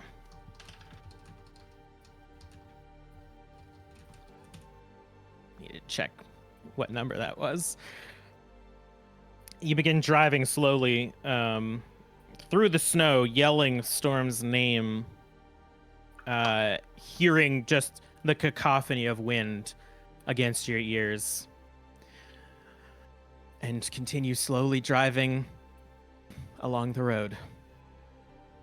Do I see any landmarks that make me go have gone too far? Not with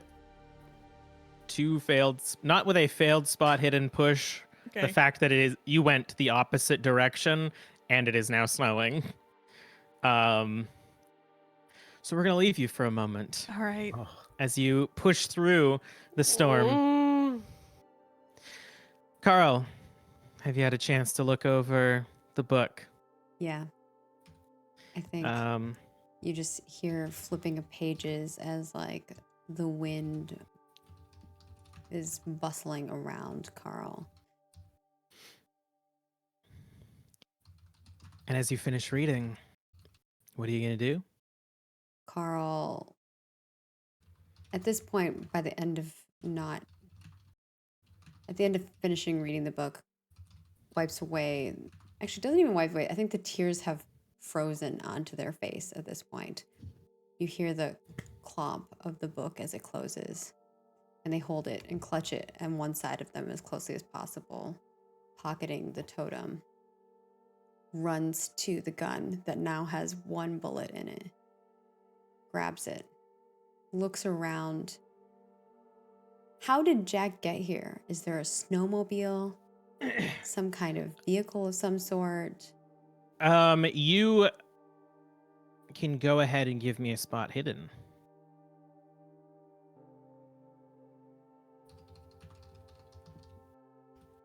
Nice. 16, hard success. So going back down to the docks, looking around, you actually do find a snowmobile. And it has a it's like pulling behind basically an extra sled that you presume he had put his wheelchair on. Carl unlatches the sled and gets on the snowmobile and is going to go as fast as they possibly can towards the direction of where they believe the waterfall is. Sure enough. And are you going to, as you turn on the snowmobile, the light illuminates. And as you begin speeding towards the waterfall, give me a spot hidden. Okay. Ooh, success. 37 out of 70. Maggie's taking all your luck, Jeremy. Yeah. You know what? At least somebody's getting it. At least somebody's getting it. In the freezing temperature that the storm has been, even in the short amount of time, the ice has frozen solid. And as the light of the snowmobile flickers against the almost mirror-like texture of the ice, you see movement underneath. Not one particular entity, but a horde of writhing bodies deep beneath the icy surface. Too far to be a threat at this moment, but you realize that a bed of sacrifices have formed within this lake that are just twisting and gnarling themselves beneath you as you skid across the ice towards the waterfall. I'm gonna stop it. Just hang in there. Carl says out loud to whoever is there. And you begin to see the bed of the lake, the beach where the river from the waterfall meets the lake, and continue on. And it's not too deep into the shore that you see a tall, solid pillar of ice.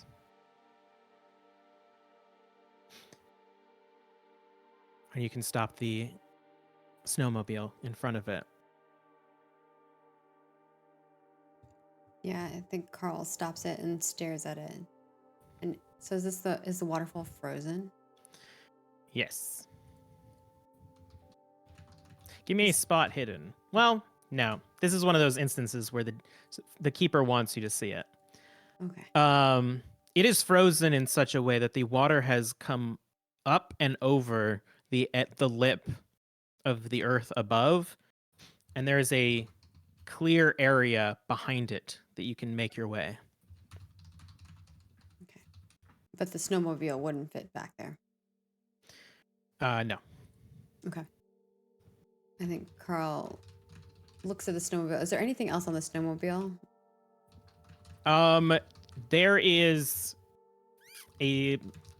There's a like supply bag that you can look through. Yeah. Carl will look through that. You see 2 flare sticks, and a med kit. Is it like a backpack? No, it's like one of those like tied on straps for the Satchel. snowmobile. Yeah. Could I fit like the med kit and the flares in pockets in my like coat? You could probably open it and take the supplies and like shove them into your various pockets of your coat. Okay. Carl just starts shoving things into their pockets. And then once that's done, picks up the gun again, holding the book still, takes a deep breath, and walks behind the solid piece of ice. And as you do, the wind of the storm outside mutes. As you find a cave immediately in the rock behind the waterfall. And rather than being a slick stone cave, you see flourishing plant life growing along the interior. And there's a soft, mossy floor on the bottom. Marina? Are you in there?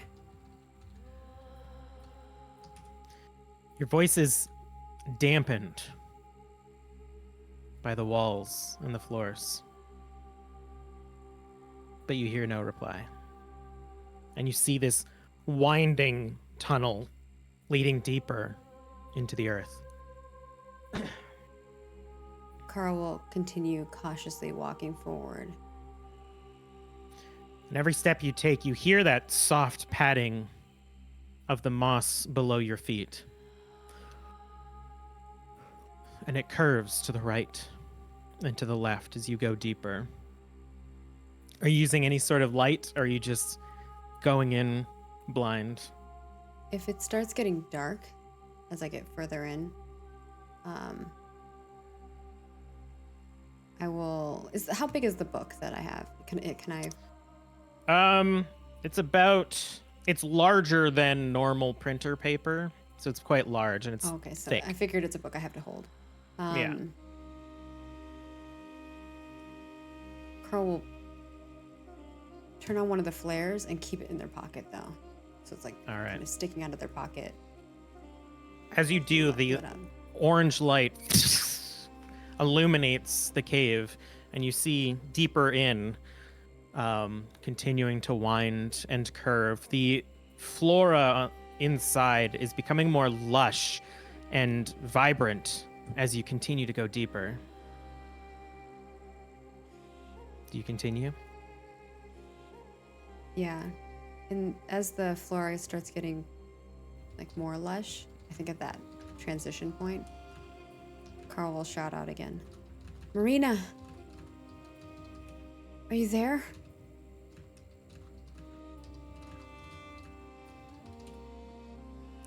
Carl! And you hear Liam's voice. Liam? Carl! Where are you? Carl will rush towards the sound of Liam's voice. And as you turn the corner, you see Carl, or you see Liam. See myself. Yeah, you see yourself. Metaphorically. You see Liam sort of sitting on the floor with his back to the wall, holding his stomach. And in one hand, he has a gun. Carl put the book on the ground, drops the gun in the book, and immediately rushes, goes to check on Liam. They're bleeding. Right. Does it look like it's something that I can heal? He kind of lifts his hand up, and you can see blood come out. But even without a medical roll, you know that the area that he's been shot is almost like a glancing wound. It probably hasn't hit anything vital. He just sort of looks up. Pressure on it. All right. Hold on. And Carl will pull out the medical kit supplies that he's shoved into his pocket and look for the particular thing that he's looking for, to basically gauze the spot and tape it. Give me a first aid. Come on, dice.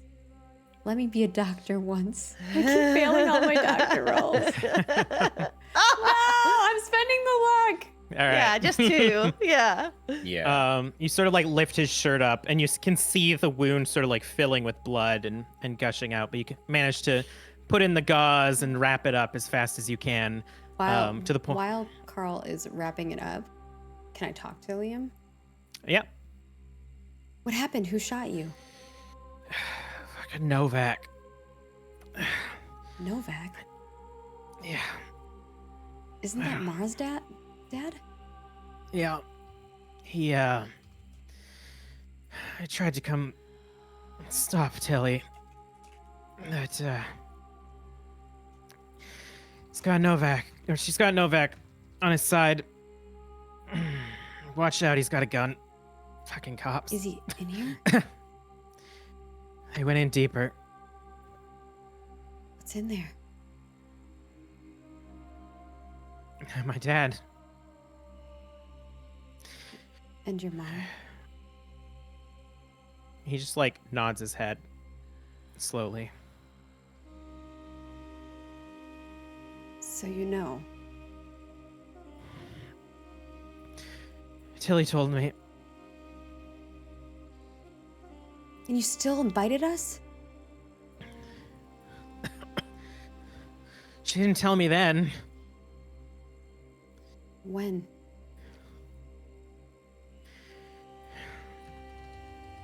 I caught her dragging that sack behind the waterfall.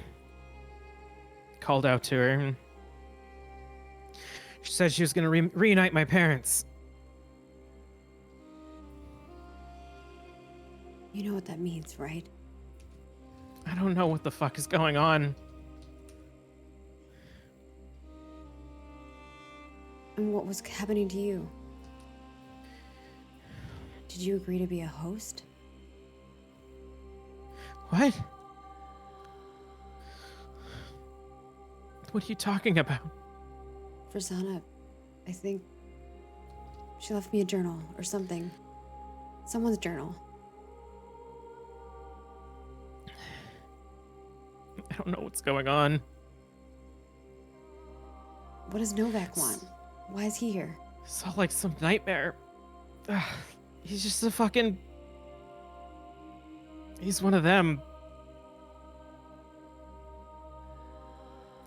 Sorry I brought you guys here.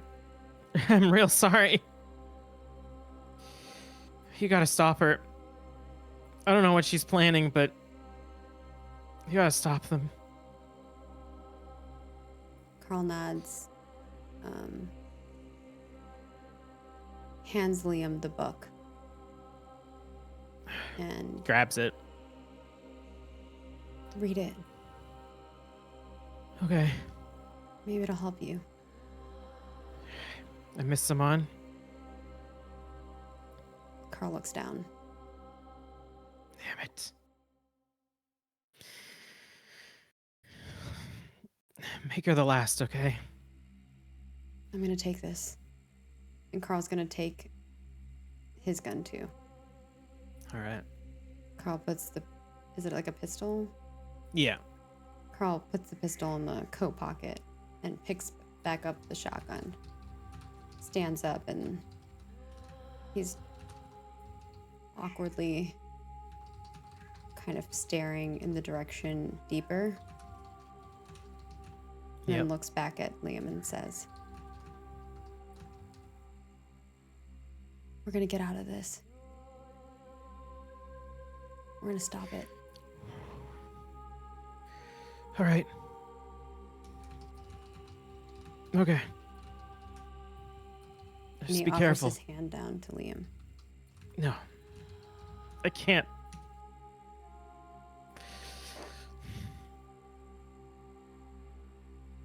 Okay. Carl takes a deep breath and walks forward. As you continue in deeper, you can hear the soft coughing and sputtering of Liam quickly fade into the dampened cave. And it's a few turns more. Again, this vibrant, lush cave wall with flowers and plants that you haven't even seen in your lifetime. Can I dim the flare by like putting it further in the pocket or something like that, like covering it I think with you something? might. Correct me if I'm wrong. I think it that might hot? burn your coat. Okay. Yeah. I'm basically allowing you to stick it out in such a way that the flare is shooting out, Yeah. but basically to Um, your side. Is there no other form of light in here, like any bioluminescence or anything? It's pitch I believe dark. you still have your phone. Yeah, I think Carl will set the flare down. And as you do, it just softly settles on these plants, and you can tell that they are too moist and alive to even threaten to be lit on fire. And I'm going to walk sneakily from this moment forward. Carl's just trying to listen for any sound and also trying to be as quiet as possible. All right. Listening for Novak.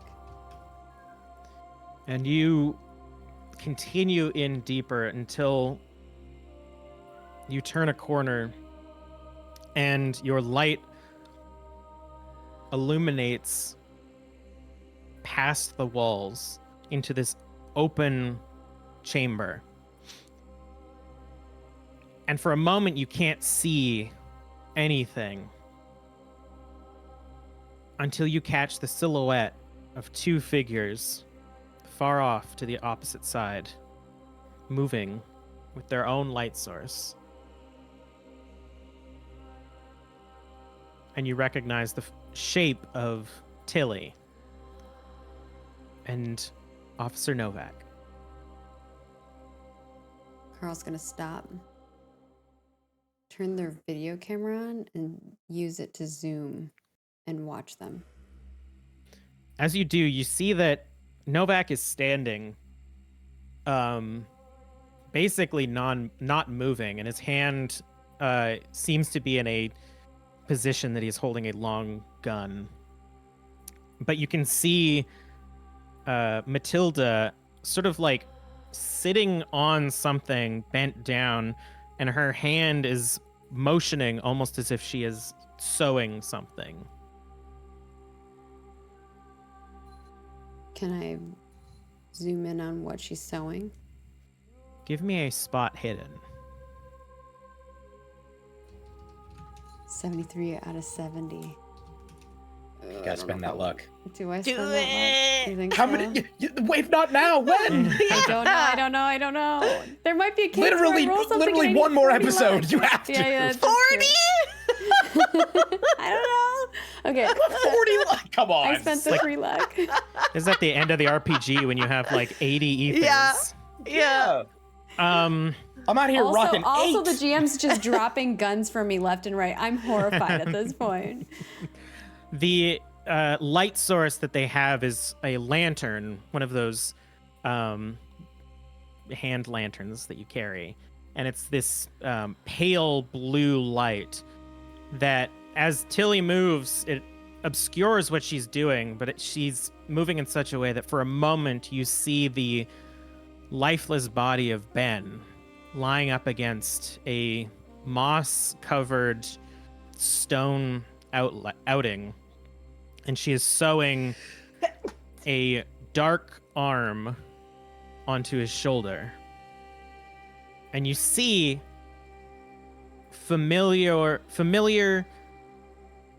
frostbitten fingertips on the hand of this arm.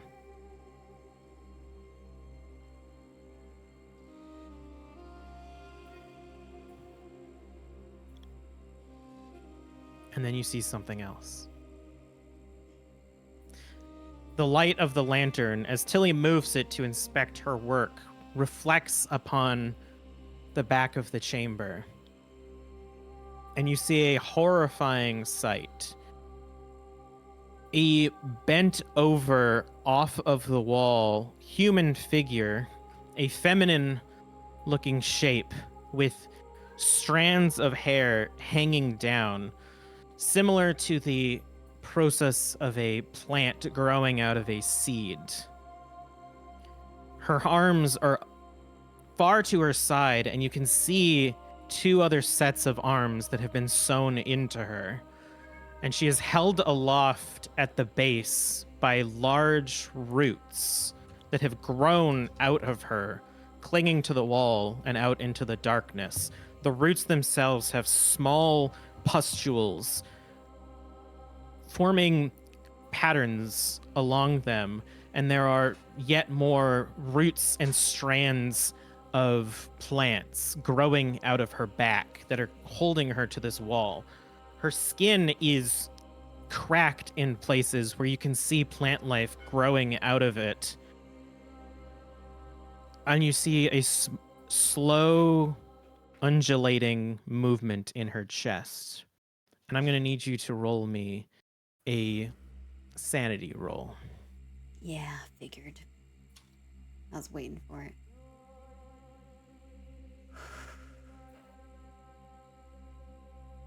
Oh my god. I prayed You're to gonna our take- Jesus. 36. You're going to take out of 50. half of a 1d12. You take 5 points of sanity damage as you feel your amygdala scream as if roots are trying to grab hold of it and pull your eyes away from looking at this shape. Your body is barely able to stand against the pressure in your brain. Whatever that is a primordial fear built within your DNA.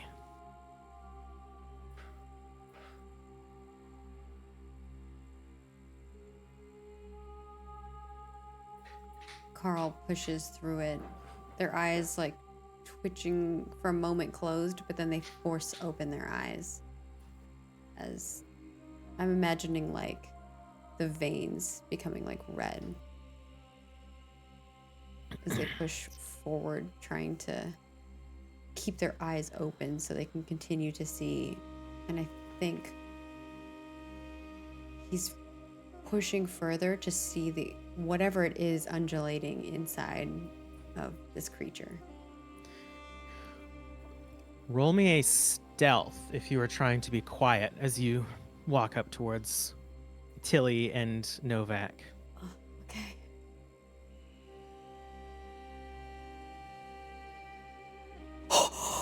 Oh, 6 out of 20, hard success. You got all of the good rolls. The dice Oh are my telling goodness. a story. What in the bananas? The soft padded floor consumes your footsteps, and you can see Novak standing stoically facing towards the light, looking at Ben's body.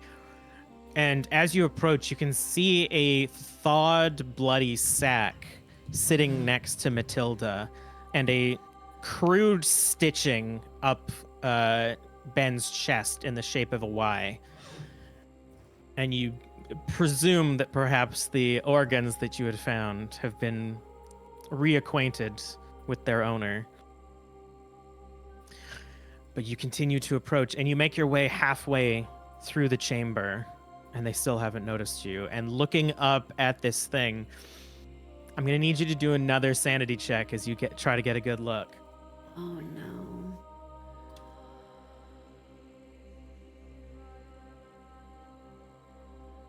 Oh, 4 out of 50, extreme success. Oof. I'll respect that. Wow. You fight against your primal urge to flee and not subject your brain to this vision again.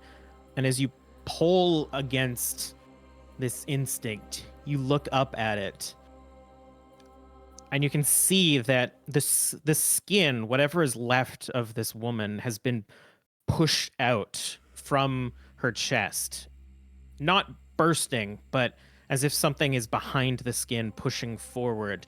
And you see this faint orange glow about the size of a baseball between her breasts, sort of just moving slowly. Something is, again, undulating inside of her.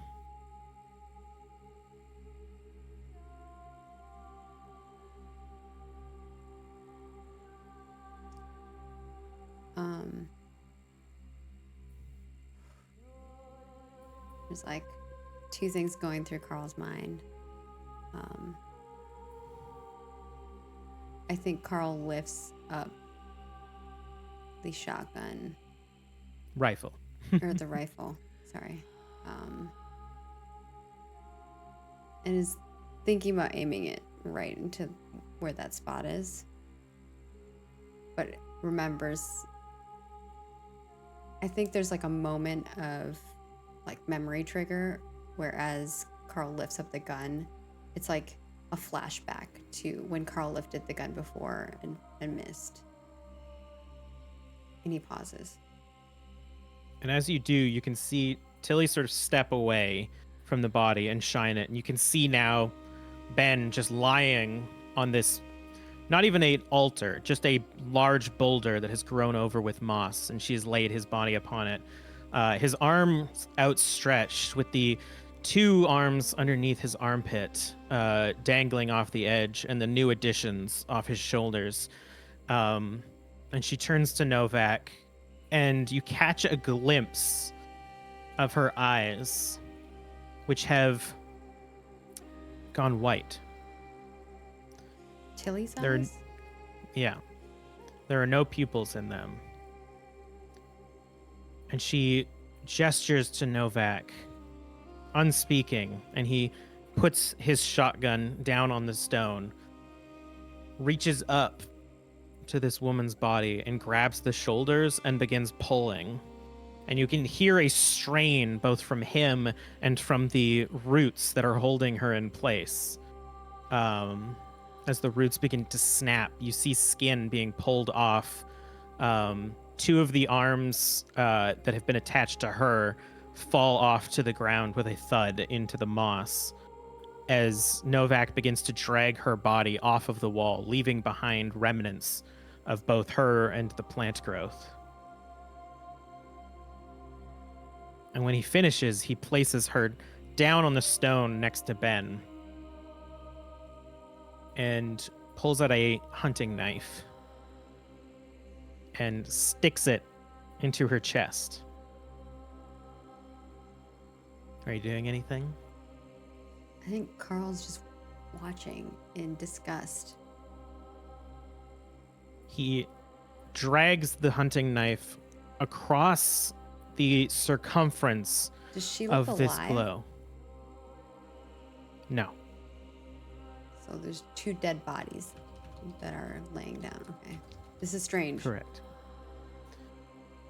And as the blade does a half circle around the undulating mass, he peels back the skin, and you can see now it's almost like repotting a plant. The roots hanging off as he does. And you see now this bright orange mass in the center of her chest. And once again, I need you to roll a sanity.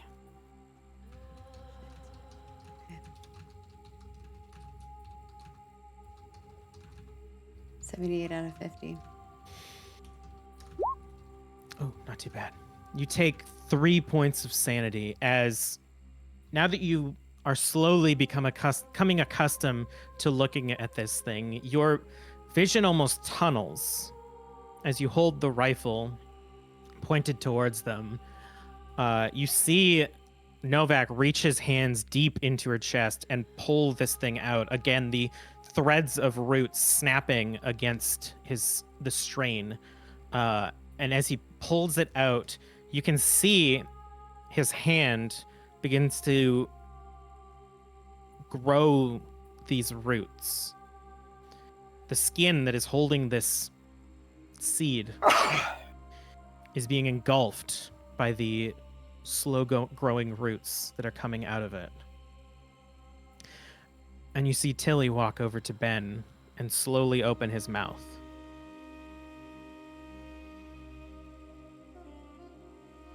Are you doing anything?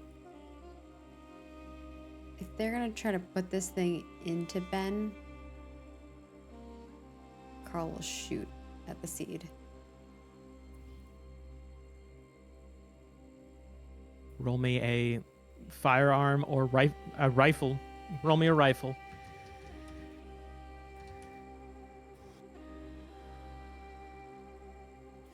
Out of 15.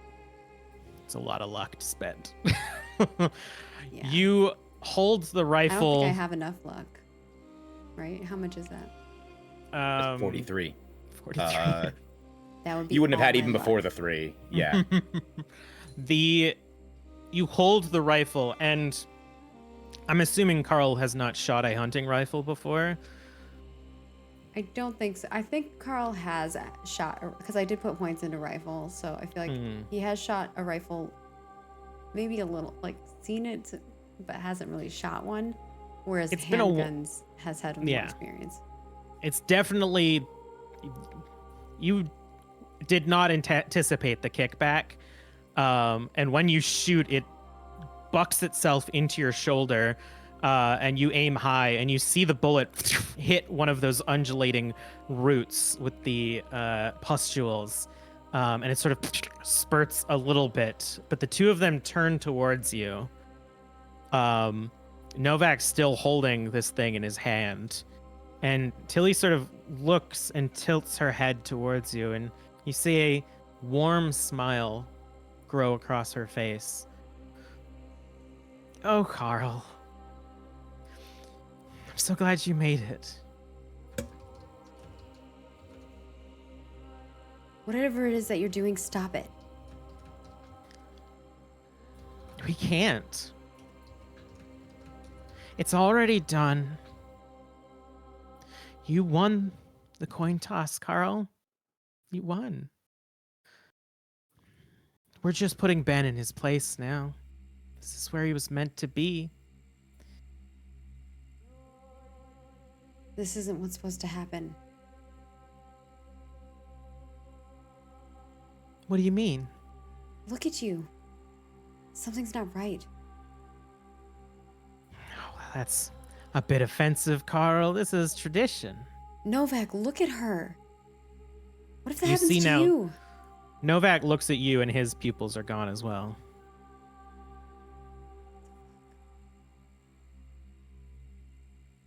And Matilda steps forward a little bit. Oh my god, my baby's in danger. Carl holds up the... Carl will drop the rifle and pull out the pistol and holding it up and says, You don't need that, Carl. "Don't come any closer." Okay, okay. Ben here has a destiny. To die. I've been... Ben is dead. Leave his body to rest. His body is dead, yes, but his spirit still lingers. His spirit is stuck here. Let him go. His spirit lives here. This is what we've been working towards since he's been a child. What you've been working for. This isn't what he wants. He just wanted to be loved. Like any kid. And we will love him. He's going to isn't protect love. us. Wow. Maybe not by your standards. Not by anyone's standards. Ben's gonna provide for us. Ben's gonna make this place great. He knows how to do it. We've given him all he needs. We've nourished him. I saved him. I saved him from that school. No. I saw what your parents and your friends did. It wasn't right. His mom tried to protect him. We brought him home, and we nourished him, and we brought him back to health, and we You set brought him back here on so the that path. you could have power. So you could control whatever this is. You don't care about Ben. You care about whatever the hell this thing is. Now, you don't presume to think that I have sacrificed everything for this boy. You've sacrificed I love him Ben. like a child. This is not love.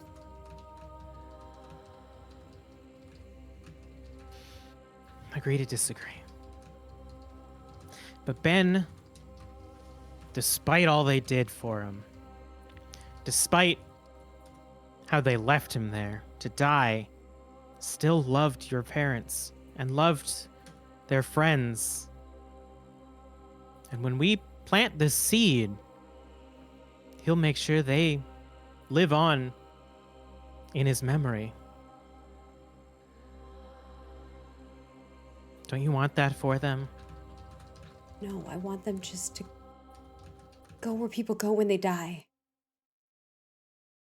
They don't go anywhere. It's better than being trapped here. I beg to differ. Here. Listen, Mayrina here may have a different understanding of what people want, but she only heard the stories about what happened to Ben, and when she became the host, she went a little bit overboard, I'd say. I mean, you've seen your father. That's no way for someone to exist. But Ben here will make sure that he has a nice, safe memory. That's all Ben wants for them. Ben wouldn't want this. He'd want to be with Liam. His kid. No, he'll be with his kid. He won't. Because you took them both away. You took both of his parents away.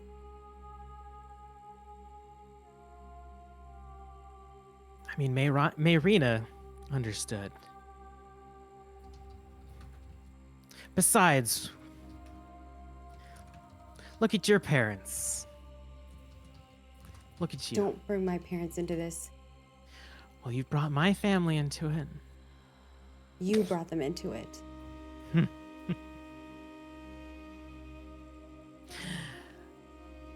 You think I brought them into it? No. No. Ed's family's been here a long time. Ed's family founded this place. The Thorns practically built this place from the ground up. I was glad when he married my sister and showed me what can be possible here. Look at this, Carl. You look at it. In This what is- world does this look benevolent, This is beauty, This is Carl. This is life. evil? No. I'll admit the arms are a bit macabre, but we like tradition around here.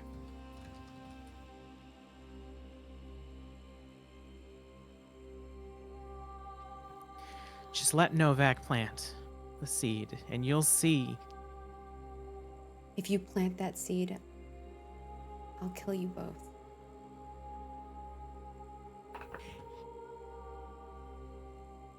And I mean it.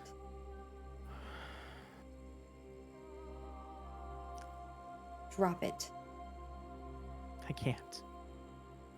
Novak. And you see him begin to reach the seed forward Carl towards immediately Ben. shoots as soon as he moves his hand. Roll me a handgun. Let's go! 42 out of 20. How many luck is that? That's that I 22 haven't luck. You have 22. enough. That's Spend 22. it! I'm spending. Yeah! You fire, and you see Tilly flinch, thinking that you're going to shoot her.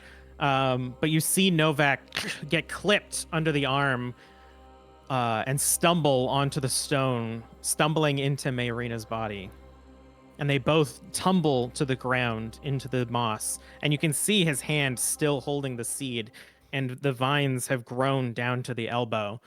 Until he looks at you and immediately looks angry. And she's going to run at you and try to swing the lantern at you. Carl's gonna try to dodge. All right. Roll a dex. I can't push that, can I? No, you cannot. I could spend luck. It's 9. You want to spend luck? Oh, should I spend luck on that, or should I take the hit of a lantern? I'm thinking I should spend the luck. All right. All right.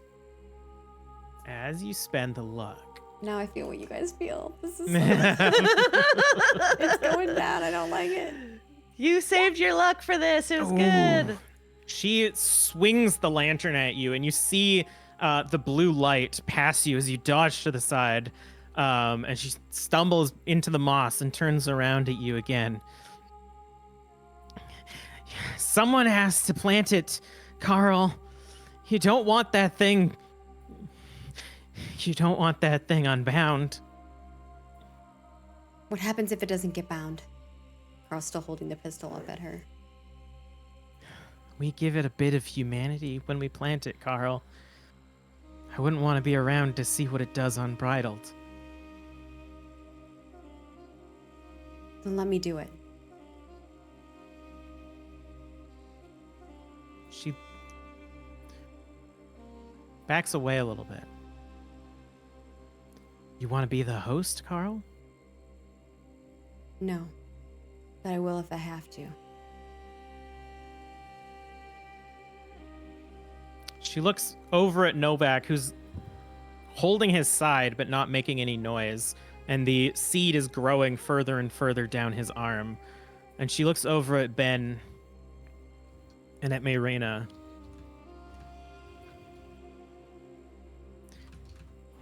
And looks at you.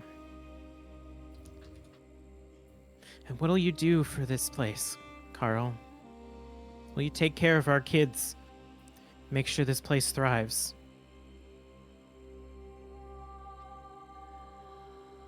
I'll end this. That's not what I wanted to hear, Carl. We can't end this. There is no end. If you had hit it, nothing would have happened. You don't think we tried that? Someone has to control it. And you might as well take care of the people. I'll do what I have to. Your parents will die here. And you One of can them's give already them, dead here. and you can put them back together. I need to trust. That's not how this works. You don't come back. You can't be put back together. Some things think are as a meant doctor to you would stay know. broken. Roll me a persuade, a hard persuade. Oh, this is not happening. In any way, shape, or form. No. Oh, 93 out God. of 5. Does Katie have popcorn? Yeah. Does that count as a fumble? Some popcorn. No, that's not a fumble. Oh, thank you. She shakes her head and looks back over at Novak, and nods. And you see Novak begin to drag himself up the stone, the seed still held in his hand, Carl runs crawling as towards fast Ben. as they can towards it. All right. Tilly is gonna try to hit you one more time. So roll me another dex. 27 out of 70. Oh. Hard success. Dutch. She's I'm still ready. looking at Novak, and you sprint forward, and as she swings where you were and misses, and you make it to him as he pulls himself up the rocks, and you get to him. What do you do? I'm going to pull the seed out of his hand. You Try to rip grab it, and the moment out. you touch it, roll me a power. Oh, boy. Oh my God. 32 out of 60. The moment you touch it, this surge of fear washes over you.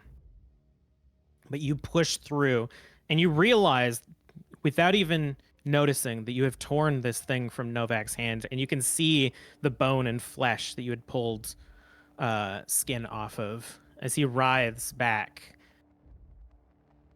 into his wife's body. And you stand there over Ben, holding this glowing baseball-sized seed that is slowly growing vines over your hand. What do you do? Carl is holding this thing, the seed in their one hand, and with the pistol in the other hand, kind of pointing it at Novak and at Tilly, going, "What do I do?" Plant it.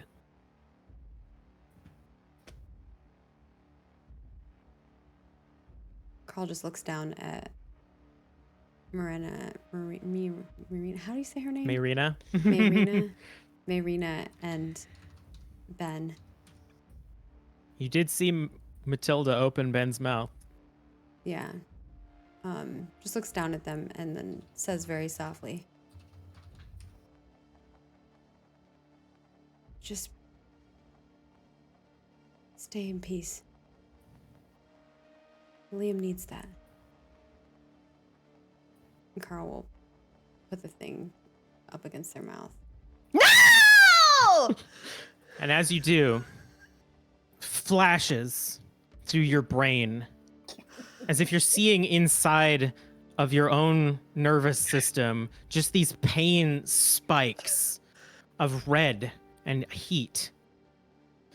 Laura, you drive slowly through the street, calling out for Storm, and finally see the mangled wreckage of Marie and Laura's car and a large truck that has slammed into the back of it.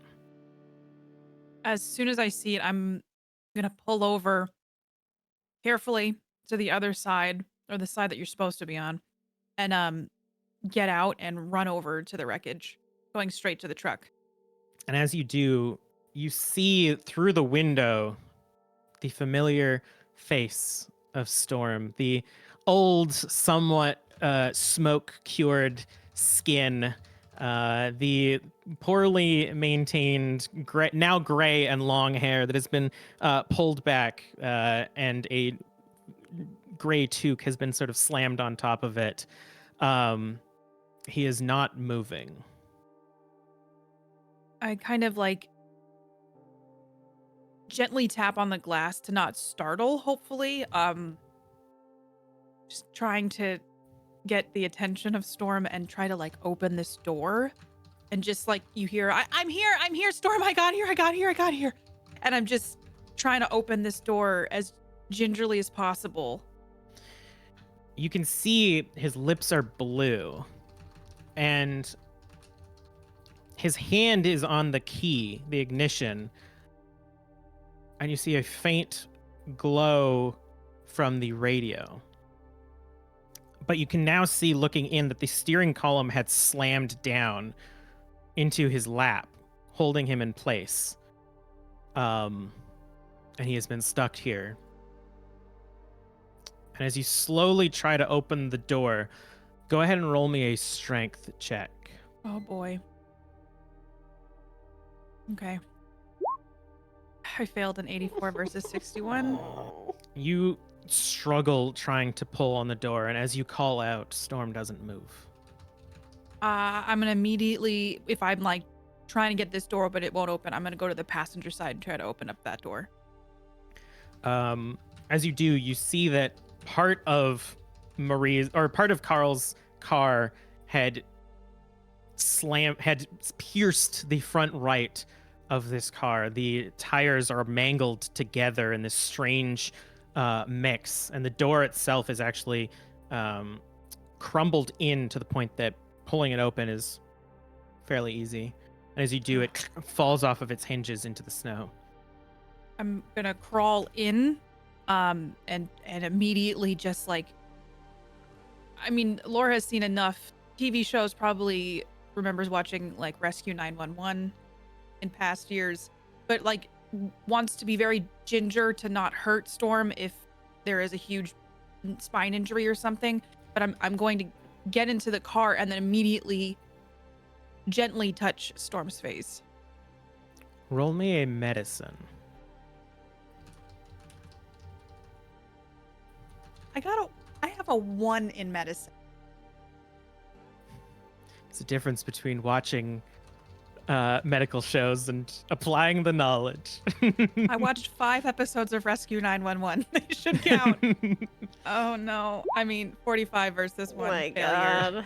I was gonna jokingly let you roll a bonus for watching 5 episodes of Rescue 911. I have first aid, but not. You not can bad. push it. You've got nowhere else to be. And I will give you a bonus for wait. watching 5 episodes of Rescue Okay. 911. All right, I will roll. And just like Laura's just going through every single episode of Rescue 911 that she has watched, trying to pull on I'm pretty sure there was a car accident episode. And tries how Even worse. We're 72 versus 1. I got a 0 on my bonus. Pretty my sure that's God. 1, the way that Roll20 works, but Oh my a goodness. 71 against 1 doesn't succeed, unfortunately, and you're unsure if he is still alive. Because I failed that. I can't check jugular, like feel a pulse, nothing. Okay. He is cold. That's probably and what you're doing with the medicine. And you're just, it's inconclusive. In your panic and your delirium from blood loss and panic are just incapable of finding out if he has a chance. Just adrenaline pumping through her veins. The next thing she's going to do is, I don't know if Storm can hear me or see me, but I'm going to try to move this wheel, the steer, whatever's trapped Storm. I want to try to He-Man off of Storm. Give me a hard strength.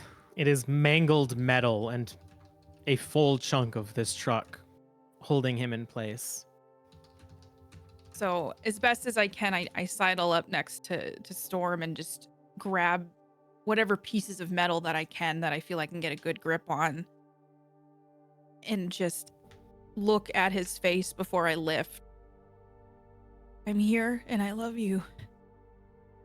I'm gonna get you out. And I pull as hard as I can. I get a hard success of 18 versus 30 on a hard. As you, with all your might, pull, you hear metal crunching as you don't move the steering column, but you do manage to turn the steering wheel and pull him back to the side. And pulling the steering wheel just up enough that there's enough space for him to move.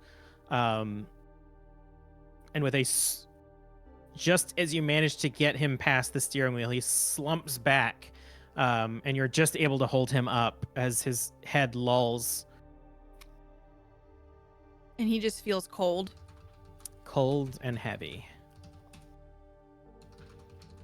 Can I get him out of this car, like, now that I've moved this? With enough effort, you do manage to pull him from the wreckage into the snow. I would like to pull him all the way to the truck and put him in the truck and then just get the car and the heat on immediately and grab. You said that Thompson was an old-timey dude. Did he have any tarps or sheets or anything in the back seat as well that I can just pile on to Storm? Yeah, there's a few tarps. And you pull Storm into the passenger seat and turn on the heat and wait. When I was driving into this place, it was a long road with no hospitals, nothing, correct? The next occupied building is a gas station. I am going to attempt to like warm Storm up as much as possible, and I'm going to drive to the gas station to call the police. And you begin to drive into the darkness. Marie. Yeah. You no longer feel that connection to Carl, and it has been some time now as you continue to lie at the base of the steps. Either what do you want to do, or what is going through your head? I'm going to try to... Let's see if I can sit up. All right. I don't want to do anything too drastic. Give me a strength roll. Okay. My ultimate goal is to eventually be standing. Let's see how this works. Nope. 74 versus 40. You feel your weight. You push against your own weight. And even without Oliver and Nova, you, through all the injuries and surgeries and pain recently, are not able to lift yourself up. It's almost that feeling like when you are sleeping and you do lift yourself, but then you realize that it was just the lingering remnants of a dream. Mm-hmm. And the wind, the door in front of you still go with the wind. What's going on up there? I don't know if any sound can come out of my mouth, but that's what I'm going to try and say. Because I heard the banging. You hear the banging stop. Nate, you are over the lifeless body of Mara, now slumped beneath you at the foot of the bed, and you're exhausted, sitting with all of the injuries that you have sustained. And you hear quietly Marie off in the distance calling for you.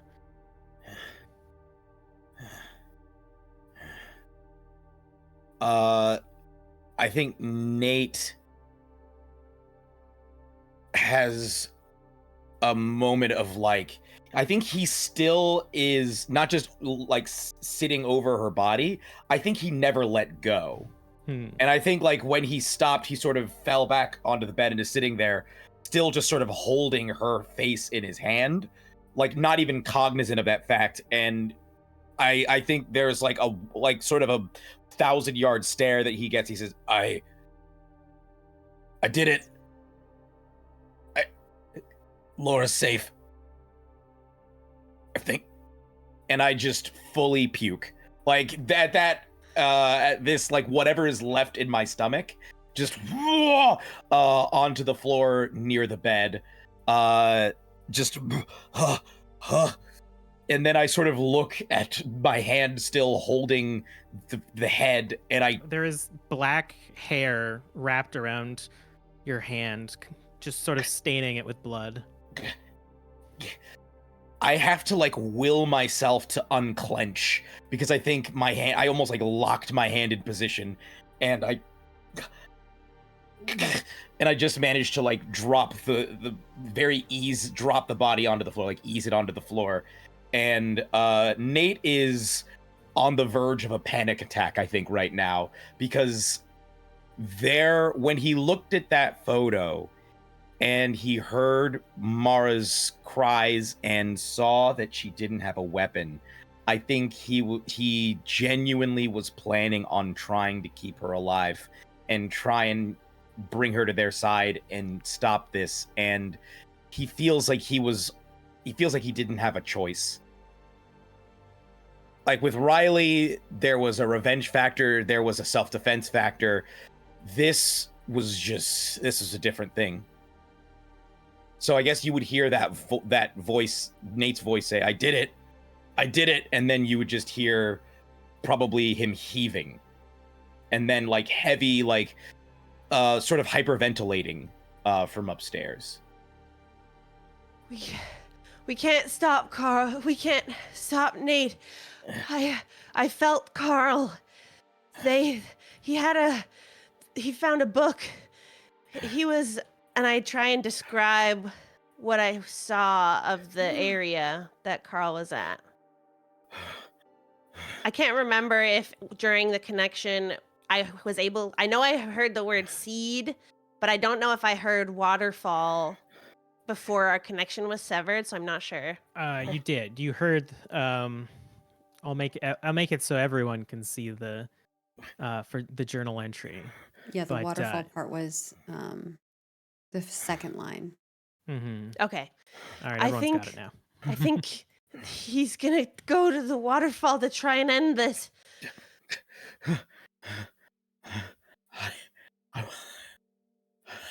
Nate can't really bring himself to answer, but he's going to try and pull himself off of the bed and start trying to drag himself back downstairs. It is beyond fumes that you're running on at this point, and beyond adrenaline.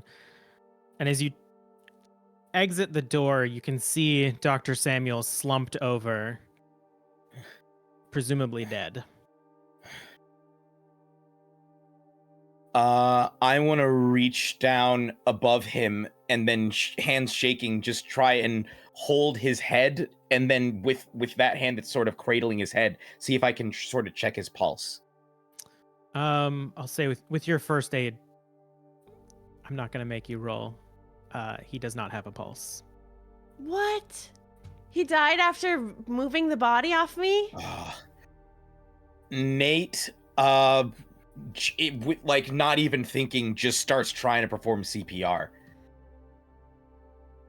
I'll try to just help. Desperate. You continue to give CPR as Marie. I say, get the electric thing. I pull myself off of the dock and climb as like I don't even think about it. I make my way downstairs. I don't know how Nate does it. It's what he does. he pulls himself over the stairs, and some way or another, he's at the top of the stairs, and then he finds himself at the bottom of the stairs, pulling himself basically on 3 limbs towards the defibrillator. And both of these scenes are happening. Carl. Fuck. A uncontrollable power grows within your body. A living, ancient entity rooting itself through your mind and through your body. And all it wants to do is feed and grow. And you start to become aware of the surroundings. At first, you can feel the barely alive consciousness of Novak next to you. And then you feel this empowered spirit of Matilda, and you push further and further, ignoring the hunger of the 2 bodies beside you and ignoring that desire to feed on them, and you feel Liam through the tunnel, and it spreads out in this uncontrollable wave, and you begin to feel everything in this town, all of its people, all of the life that grows, and the hunger inside of you to feed on anything that will allow you to feed on it. And then it reaches deep, deep into the lake, and you find those souls. All of the people that have been sacrificed, offered, who have died within the confines of this town, still live within that lake, including your father. And the remnants of the existence that Mayrina has made for him are made clear to you. She hated him. She hated your mother and Laura and Nate because she was told stories about what happened. And despite Ben's best effort to remember every good part of them, she only heard the bad. And she built this lingering hatred. So when she was made host, when she had control over this thing, she directed it towards them. And you can still feel that direction from the seed. Do you want to try to wrangle power over this thing, or do you want to allow yourself to become succumbed by this seed? I feel like Carl's standing there, like their hand over their mouth as this thing is kind of... Oh, it's burrowing deeper into burrowing you. deeper in, and their hands drop, and they're just kind of standing there with their mouth open, looking up at the ceiling of this mossy cave. And Carl's eyes open for a moment in like a knowing way of like, he's still there. And he says, I forgive you. And he's saying it to Mayrina for like the hatred that she was holding, and she let that manifest into whatever this is. No, even though it took Carl's father, is hurting his mother and her friends, he still forgives her. And I think that he's definitely trying to overpower this. Give me an extreme power. I don't think this is possible to succeed. When he If it's even 1, you can succeed.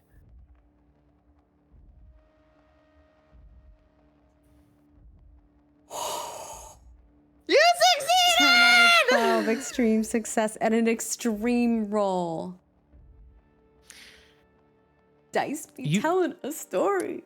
You feel this seed burrow its way down your throat into your chest.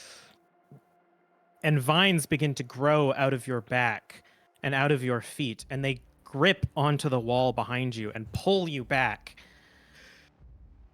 And you begin to grow out into the world. Your flesh remains as it is, as a host for this creature, entity, nature, growing faster and faster, merging with the plant life and the earth around you. You now feel, again, that hunger for the flesh that is in front of you, the unthinking flesh that can be easily converted into plant life.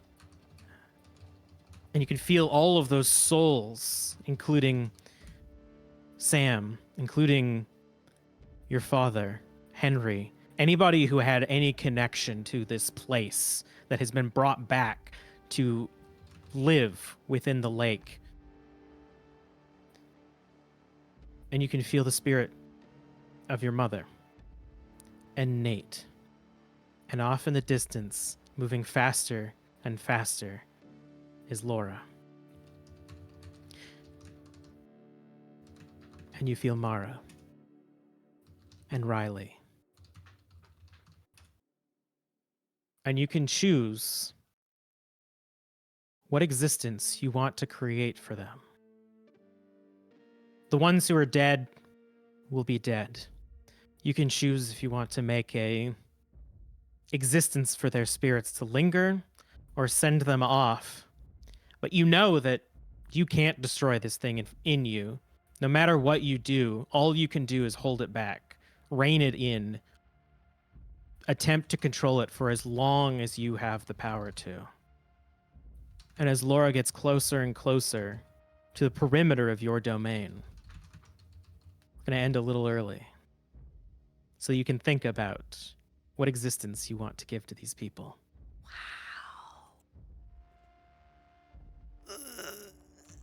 All right.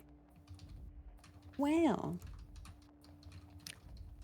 that's our penultimate episode. What the fuck?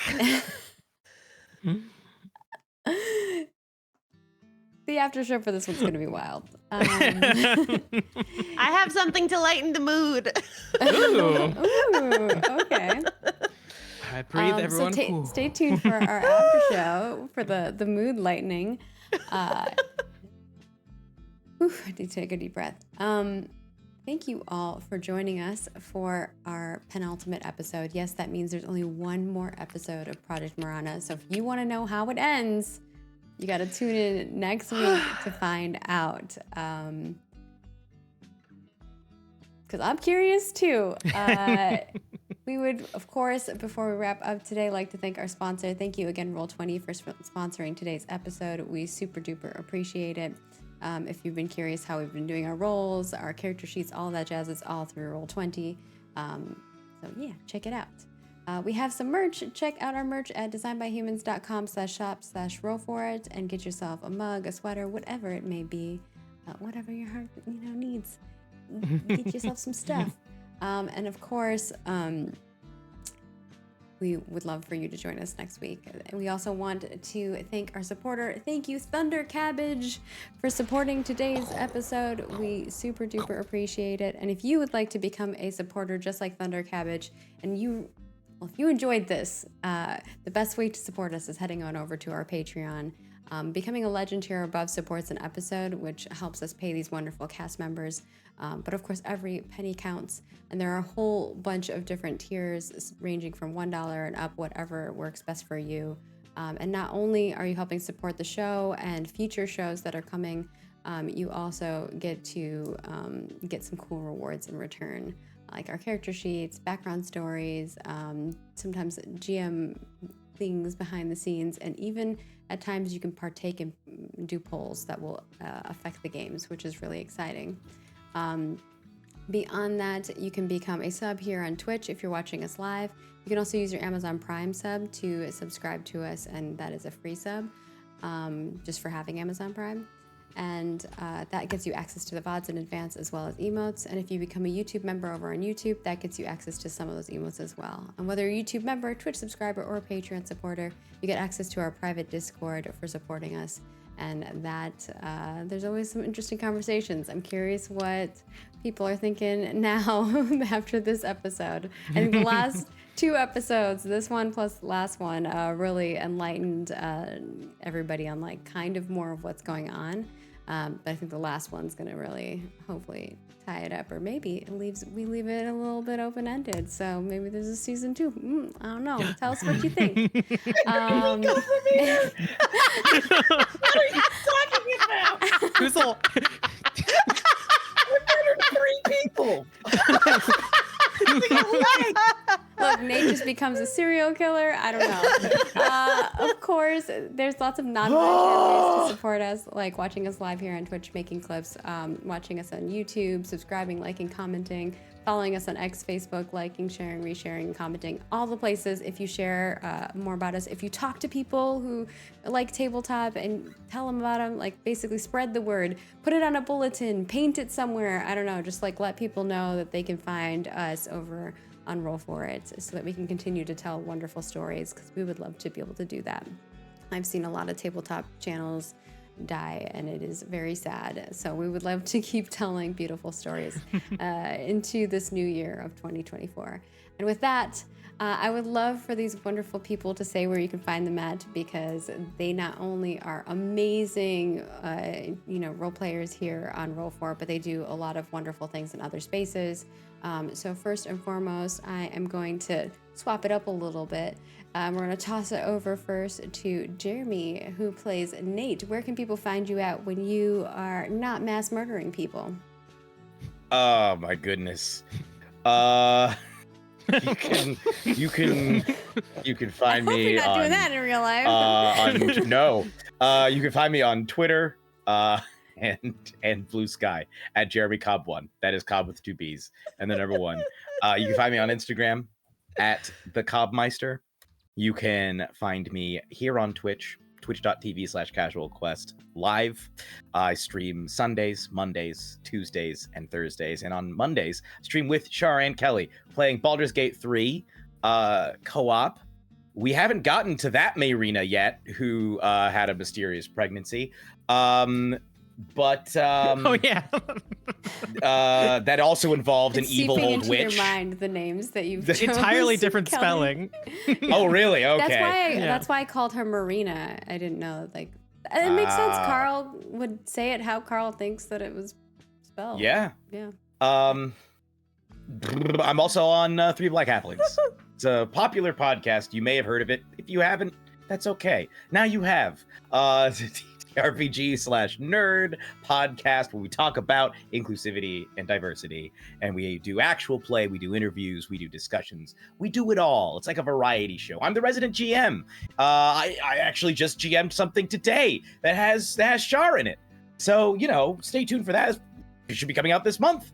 So if you want to hear some altogether less horrifying stuff, but that's still fun and has Shar in it, go check that out. 3 Black Halflings, available wherever pods are cast. That's it. I'm done. I'm collapsing onto the bed and throwing up. No, it's all good. Next up, we've got Marie, played by Shar. Where can people find you at when you are able to move? Because you've not been able to move an inch. Yep, I'm just casually dying over here. Hey everyone, I'm Shar. I use she, they pronouns. You can find me everywhere online at Charlene Bear. I am the resident DM of Tabletop Titties, a TTRPG actual play show run entirely by people of marginalized genders. I'm also on our vampire show on that channel as a player, which Kelly storytells. And I'm on 3 Black Halflings in a Kids on Bike show that we did called Big Trouble in Little Menus, as well as that other one-shot, which was a D&D 5th edition one that's coming out later this this month, and I'm on Roll4It. I'm everywhere. Follow me. Oh, wait, it came out last month. I just realized. This is January. It came out last month. It's already out. Go. Go check it out. It's an Eldritch Foundry one-shot. I become a white bison when I rage as a barbarian. It's very fun. I So love go that. listen to that. And of course, next up, we've got Katie, who plays Laura. Where can people find you at when you are not finding your long lost love in the snow? Is hopefully still alive. Guess we'll find out. Frozen in time. Ugh, frozen in time, just like our love. My name is Katie Peters Plays. You can find me on Twitch at Katie Peters Plays and katiepetersplays.tv. I have 2 podcasts, Quantum Drive and Katie Hasn't Seen That. All my socials are over there. If you like me and you like what I do, I stream 3 days a week. I do a lot of tabletop. And just come hang out and say, hey, Katie, can you tell me this when I'm live? And I'll give you an answer. And that's me. All right. And then last but not least, we have our wonderful keeper, Kelly. Where can people find you at when you are not describing very, very gross things daily? You keep saying things that I do on a daily basis. So if you want more gross descriptions, you can check out my Twitch channel at twitch.tv/Kelly's channel, which will also send you all the places you need to go. I've basically given up on X. I don't care if that's the seed that helps me grow. I will not eat it. I will not eat the X. Also, tabletop titties, as Shar said, and with so many things with Jeremy.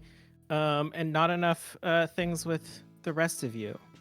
We have to change that in this 2020. I am already 2024. actively making this happen. So Yeah. as best I can. And of course, I'm Margaret Crone. You can find me at Margaret Crone in all the places. I do lots of things on the internets and many places. If you like to see that, just follow me to keep up with that. And I also make games and video games for a living. I'm currently working on a project called Ashes of Creation, which you can find at Ashes of Creation in all the places. And we already announced we are going to be having our Alpha 2 in 2024. So this is the year. It's gonna be a crazy year for me. So I'm strapping in and preparing myself. And also, I'm getting married, y'all. So this is gonna be an intense month for me, as well as just year in general. So with that, we're going to go record an after show. It's probably going to be quite a doozy. I would highly recommend getting party tier for that. And we will see you all next week for the grand finale of Project Morana. Whew. Toodles.